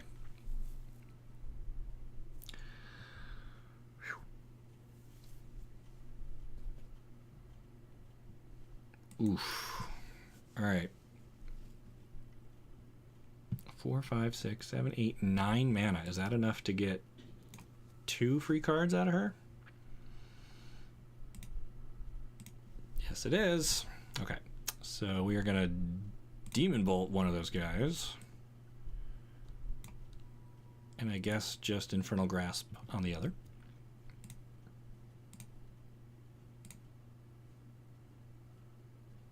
All right, that one's already targeted. Great UI. Blam, blam. Get in for 4. Opponent still on 2 foretold cards. Are they both Doom Scars? Opponent plays Hive. Tapped. And attacks. So if that is a Doomscar, this is probably when you want to use it. Yeah, okay. So again, what is with the Angel decks and the Doomscar? I don't get it. Don't get it. So we need to return a Planeswalker with a 6. Oop, not that much. Hello, gorgeous. Tick up. And I guess we're going to just hold on to Infernal Grasp. Not bad. So now they could animate their Hive and come after us. They could play a Youthful Valkyrie. Not worried about her. Okay, they activate the Hive, and before it attacks, we kill it and we drain them for 2. Yeah, oops. Oops, Jund Lessons. I can't think of a more perfect fitting ending than Professor Onyx dishing out some homework against our last opponent there. I think that's going to be it. I lost track of what our final standing was. I'm going to say it was like 6-5 or 6-6 or something like that. Not the best. I think Umori last week was on fire, spiked it. Usually this deck does a little better. Maybe everyone's practicing for the qualifiers or whatever, but overall, I am happy. I hope you guys enjoyed that one. Angels of the Apocalypse, maybe. I guess. To me, that doesn't make a lot of sense to have a sweeper in your creature-based deck. Shuffler usually gave me better hands than I get in real life, but I like trying to play bad hands to make things interesting. Usually, people don't shuffle enough in paper, and that's why it feels like Arena is doing something different or manipulating things somehow. It's usually just because we are all bad at truly shuffling in paper. So I'm going to go practice that. I'm going to find the card list for my battle box. I'm going to share all that. Thank you for joining me. I hope you had a great time here with our standard Jund lessons. Next week, I think I'm going to be doing a scripted video. I got some fun ideas. So I'm going to record something new next week, and so next Friday there should be something pre-recorded going up. I don't think I'll be streaming that day. because I'll be packing for my vacation, which starts the following Saturday. So, but in the meantime, say hi on Twitter or send me a message or leave a comment or whatever. Make sure you like this video, subscribe to the channel so you don't miss the great stories you'll only find here on Magic Arcanum. And on behalf of myself and Nicole, we'll see ya.